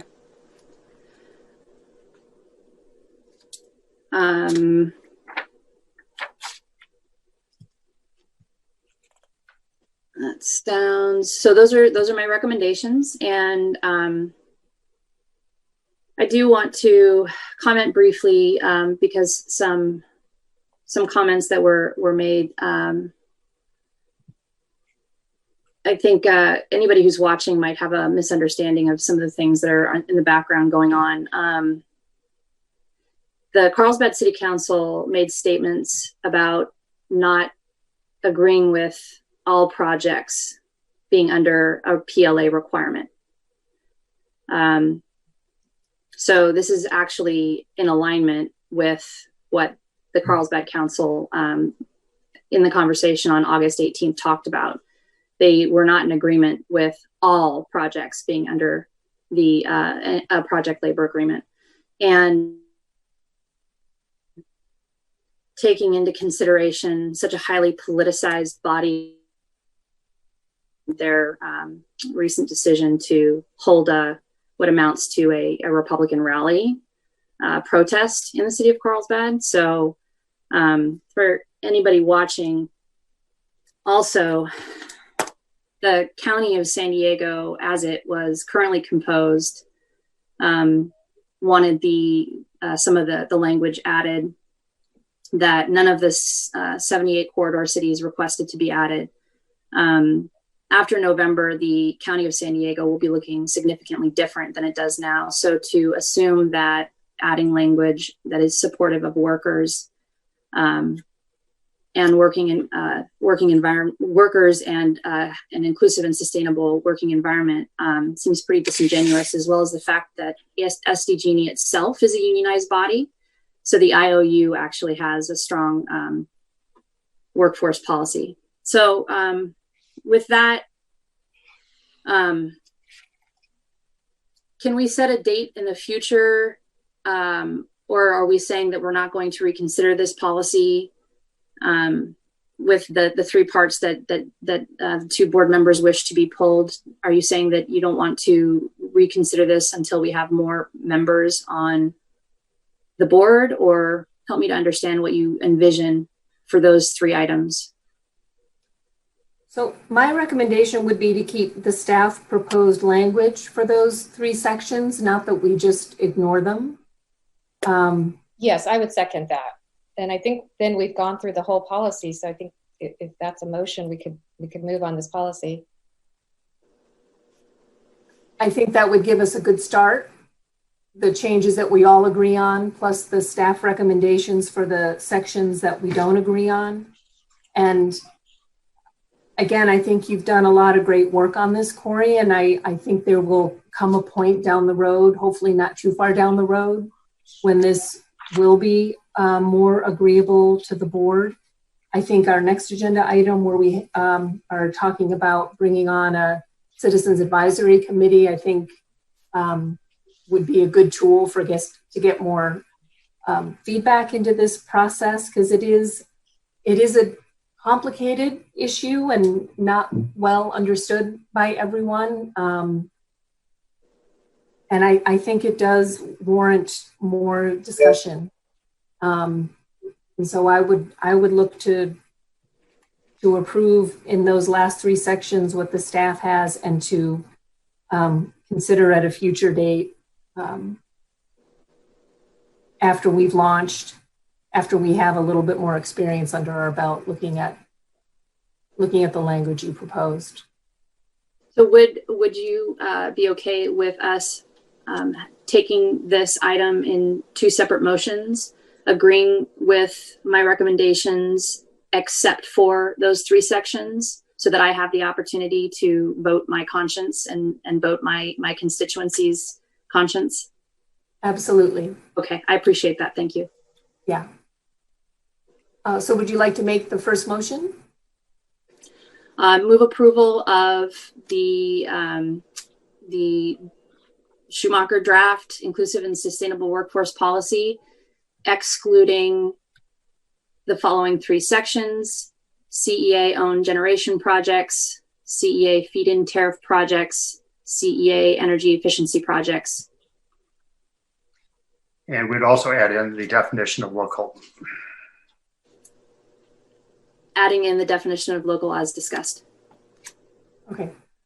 So confirming we're approving the unanimously approved sections of the policy as the first step. Okay. Do I have a second? Sure, I'll second that. Okay. All right. And could we please have the roll call vote? Board Member Schumacher? Aye. Vice Chair Becker?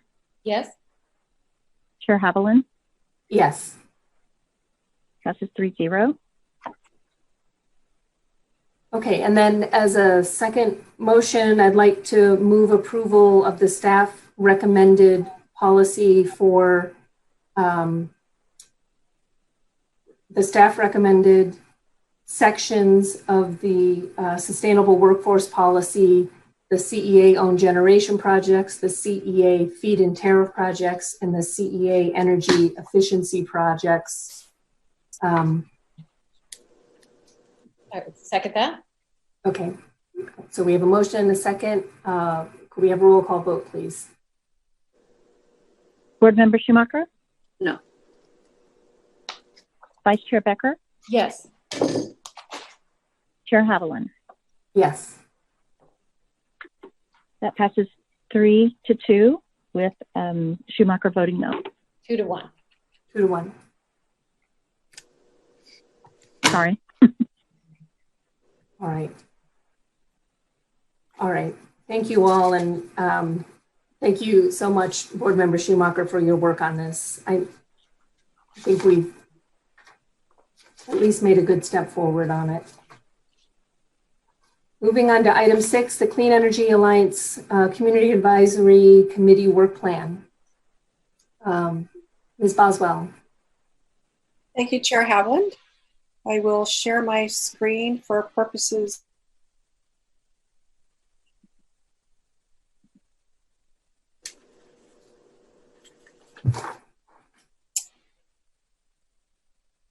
Item before the board is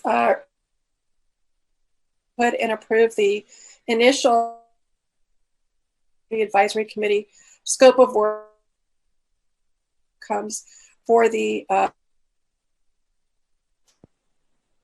by way of background, Community Advisory Committee 2020 meeting. Actions related to implementing the Community Advisory Committee. I'm happy to report that the applications for the committee are now open and available, and they can be found on the Clean Energy Alliance website. Applications are due to the board secretary on August 28th and will then be forwarded to the board after that. The board will bring their recommendations for appointees at their October 15th meeting, and we anticipate the first Community Advisory Committee meeting to take place in November, December timeframe. What's before us now, the board in their policy had identified that the scope of work for the committee to work on would be developed by the CEA Board of Directors. Items that have been identified at the May 7th special meeting include working on community outreach and education, social equity issues, reviewing CEA programs for consistency in meeting CEA goals of equity and innovation, looking at climate action plan goals and looking at how CEA is helping to achieve and meet those goals, and to also play a role in the strategic planning process.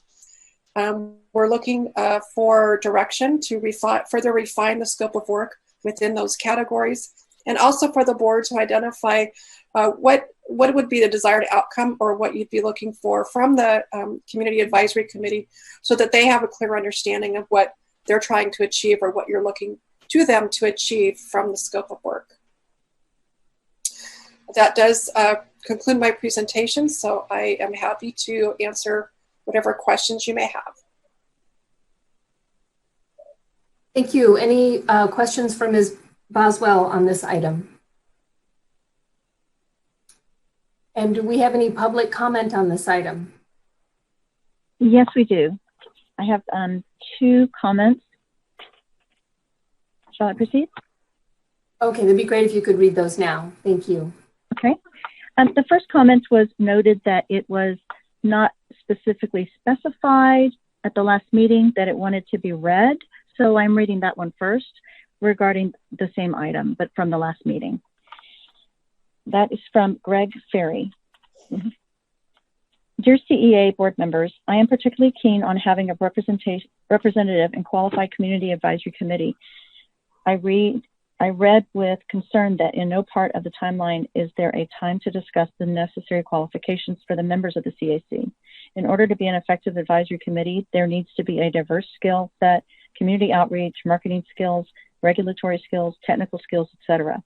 With these diverse skills, the CAC would be a valuable resource.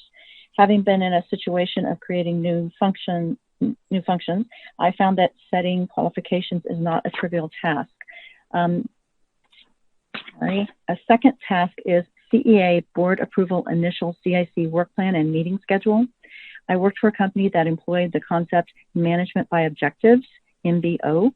What this meant that a division was given an objective, the management broke down those objectives and gave objectives to departments and on down to individuals. Everyone meeting their objectives was key to the feeling of truly being a part of something bigger than oneself. This company was one of the most successful company of its time. If you mean by work plan objectives, follow the idea of MBO. I have little doubt that the CAC will be successful in giving needed and timely advice to the CEA board. Please consider this when setting the objectives for the CAC. Tying these two together means that the objectives of the CAC must come before the setting of qualifications. Another point for consideration. At your service, Greg Ferry. And then more recently for this meeting, also Greg Ferry, another comment came in that states the CAC is a subject to Brown Act and all meetings will be publicly noticed and held in the public settings pursuant to the requirements, as it would not be expected that the CAC members cover the expenses for holding these meetings and other incidentals incurred during the commission of efforts for the CAC. The CEA board must consider a budget for the CAC. And that completes the comment. Thank you. Okay, so we have the refined scope of work to talk about. There are 5 bullet points suggested. Do we have board member comments on those, on the scope of work for our Citizen Advisory Committee?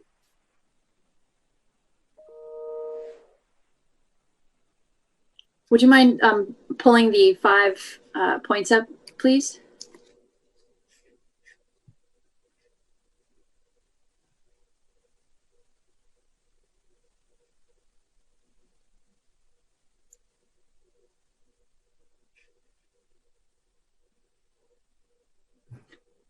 So I guess we could discuss these one bullet point at a time.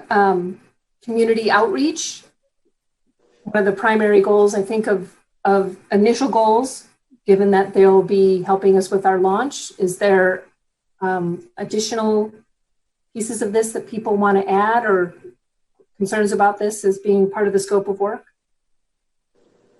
I don't have any concerns. I would look to staff to see what type of clarifying information they would like. Thank you, Board Member Schumacher. On the community outreach, one, I think, area that they could assist with is with regards to being CEA ambassadors. And we could equip them and educate them on CEA. I'd be looking for whether you had thoughts beyond something like a role, something like that. I'd be interested in hearing those thoughts. So I guess identifying, so one of the things that I think about in thinking about community outreach is identifying those difficult to reach communities that may not get a lot of attention or may not have access to internet or to, well, I think internet really. So the hard to reach communities, suggestions on those. And then that's pretty much it on my end as far as feedback. Thank you. I would just add that I think that this group could also help us provide feedback on any misinformation or news that's out in the community that we need to address with our marketing materials. They'll just be our, eyes in the community that could help us make sure our messaging is on target.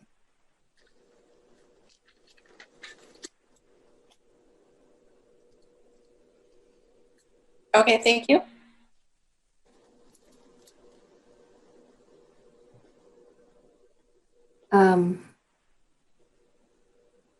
So social equity issues, I think it's important that this board stay in touch with our community and review policies that the board is considering and giving us feedback on this. I think this is an important part of their work plan.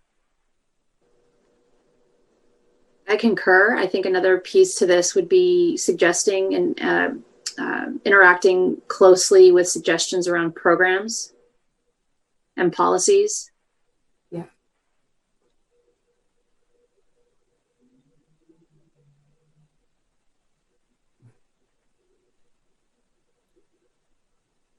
Thank you. I think that's a good initial based on where we're at in our in the formation of the CCA.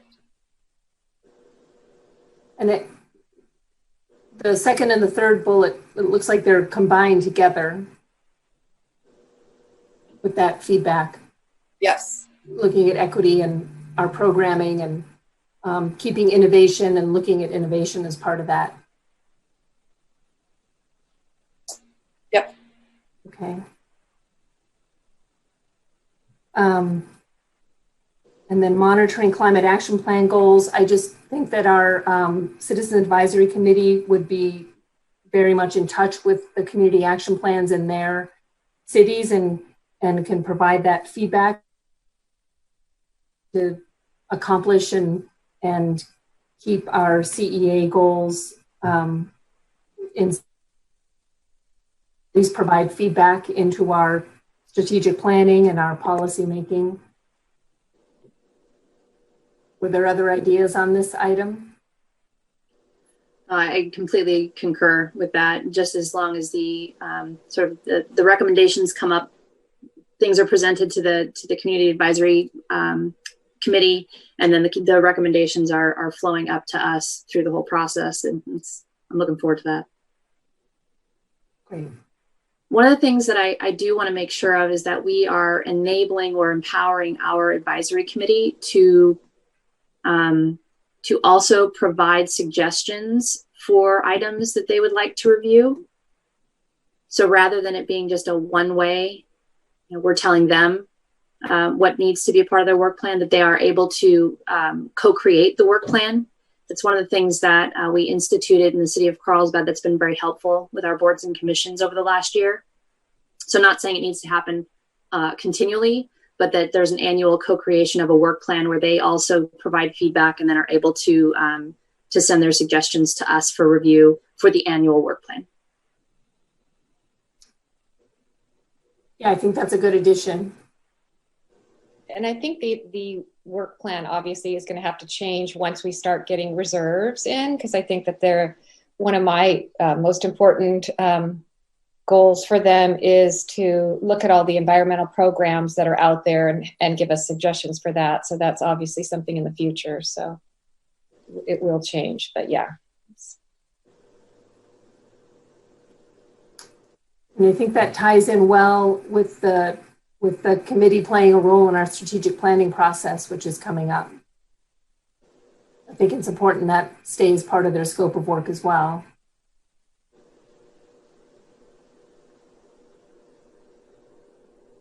Was there anything missing that we want to add that we haven't already talked about? I think that's good. Okay. All right, Ms. Boswell, did you need any other additional feedback on this item? I do not, and I will prepare a more formal document that can come back to the board when you are considering the seating of the committee, so that then the committee has a document that reflects. Wonderful, thank you. Moving on to item 7, the Clean Energy Alliance Award Portfolio Manager Services. Ms. Boswell. Thank you, and I will share my screen again.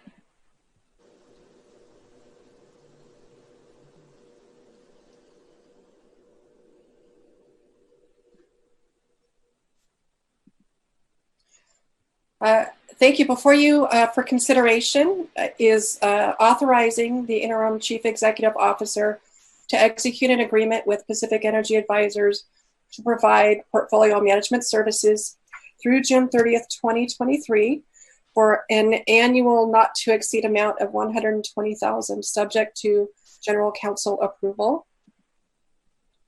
At its meeting of May the 21st, the board did authorize issuance of a request for qualifications for portfolio manager and scheduling coordinator services. The RFQ was issued on May the 26th with responses due June the 17th, 2020. The scope of work was divided into 2 tasks.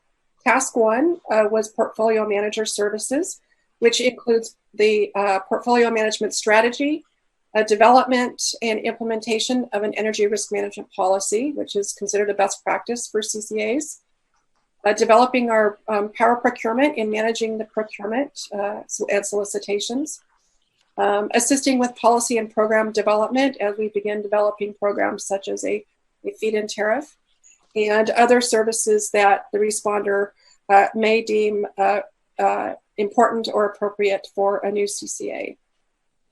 Task 2 included scheduling coordinator services, which would undertake scheduling of the energy load into the California Independent System Operators system and managing the congestion revenue rights portfolio that CEA would have as a load serving entity.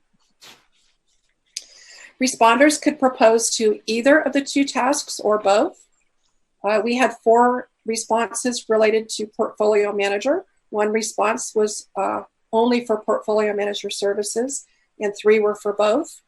And there was, so we had a total of 4 for scheduling coordinator only, with 1 response that was only for scheduling coordinator. Proposals were evaluated and with a short list developed. There were 3 firms that were shortlisted and interviewed from that list. At this time, we are not, don't have a recommendation for the scheduling coordinator services. We continue to evaluate the top firms and anticipate bringing that back to the board for consideration of award. The 3 firms that were shortlisted for task 1 included Pacific Energy Advisors, the Energy Authority, and Z Global. While Pacific Energy Advisors was not the lowest cost, the committee felt that Pacific Energy Advisors brought the greatest breadth of expertise and experience working with CCAs. CCAs are the only clients that they serve, whereas Z Global had a much less experience working with CCAs and also include clients from the development community. They're not as focused on CCAs alone. Pacific Energy Advisors also included additional scope in their services that wasn't included, including rate setting and reporting that would be required. Based on that, the committee did select Pacific Energy Advisors as the most cost-effective and experienced and experts to award. And again, it was based on the expertise, the cost-effectiveness of the proposal, in addition, the positive experience that Clean Energy Alliance has had with the existing scope of work. We do have representatives from Pacific Energy Advisors available for board questions. And that does conclude my presentation. Thank you. Any board members have questions of Ms. Boswell? Yes, Board Member Schumacher. Thank you very much. How long are the contracts, Ms. Boswell? This contract would go through June 30th of 2023. So just over close to 3 years. 3-year contract. Or 2.5 years, because we're in the 2021 fiscal year. So 2 years beyond this one. Okay, thank you very much. And do we have any public comment on this item? Apologies, Chair Haviland. The one item that I read looked like it was for 6, but I guess when I first got it, I had it for 5 from Jerry Ferry regarding the Brown Act. Would you like me to reread it? I don't. Does anyone feel the need to hear it again? We just heard it. Yeah. Okay. No, I think we're good. Thank you, though. Okay, sorry. Okay. Comments on the staff recommendation? Okay. Is there a motion?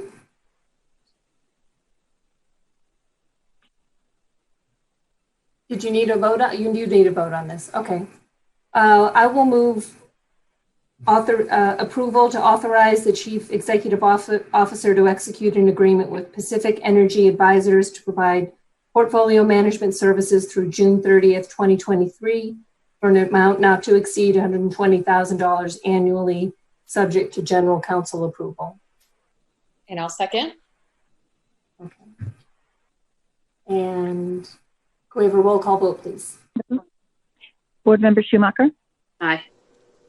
Vice Chair Becker? Yes. Chair Haviland? Yes. 3-0. Thank you. Item 8, our Clean Energy Alliance Interim Treasurer, Ms. Boswell. Thank you, Chair Haviland. I will once again share my screen.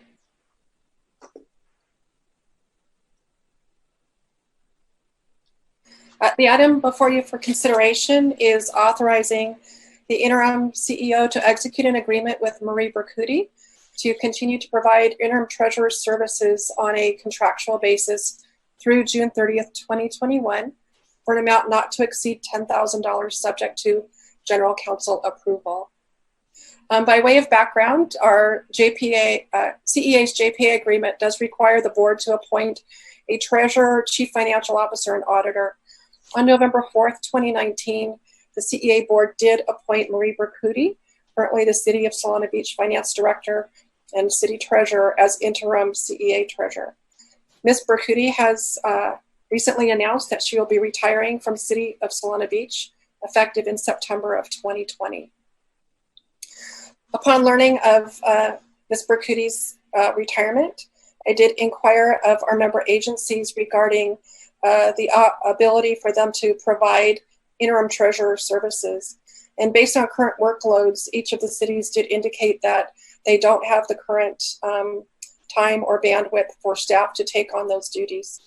Ms. Bercuti has indicated that she is interested and available to continue to provide and work as the interim treasurer as on a contractual basis through June 30, 2021. And we do have funds available in the current CEA budget to cover those costs. Solana Beach would continue to provide the staff support for the accounting services, such as receiving invoices and processing payments through the bank account. So we would have those internal controls in place and that support. And the board would then determine how it would fulfill the treasurer position on an ongoing basis through its next year's budget process. And with that, that concludes my presentation. And I would just offer congratulations to Ms. Bercuti on her impending retirement. Great, thank you. Any questions for Ms. Boswell on this item? Not for me. Do we have any public comment on this item?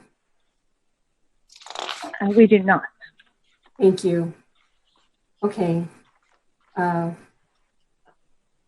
Great. So yes, Ms. Boswell.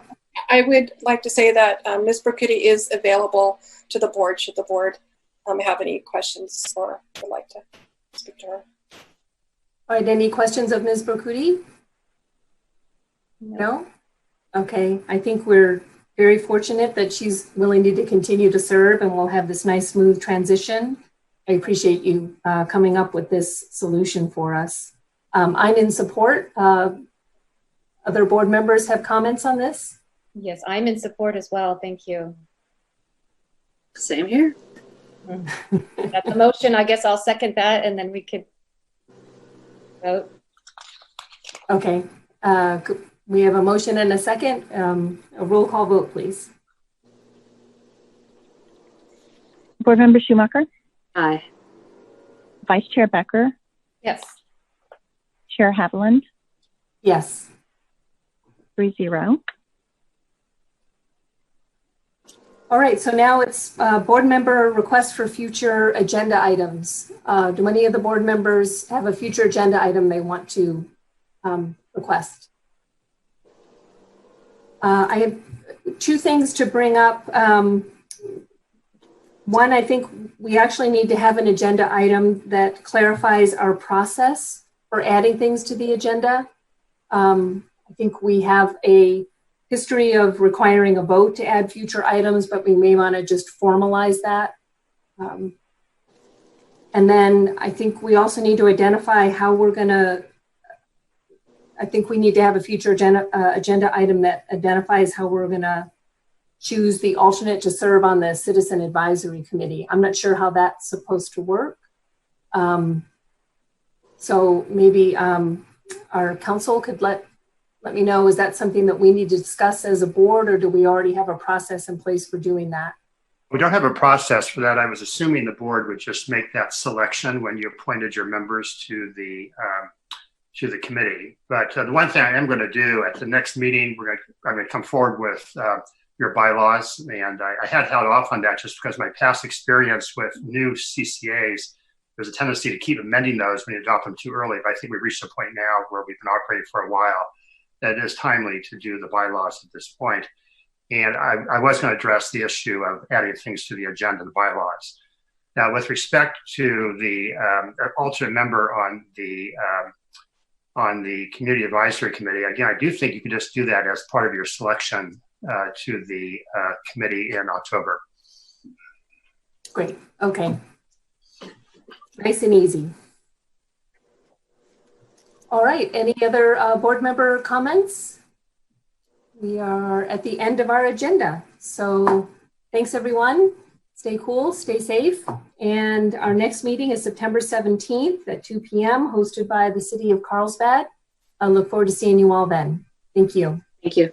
Thank you. Bye. Thank you.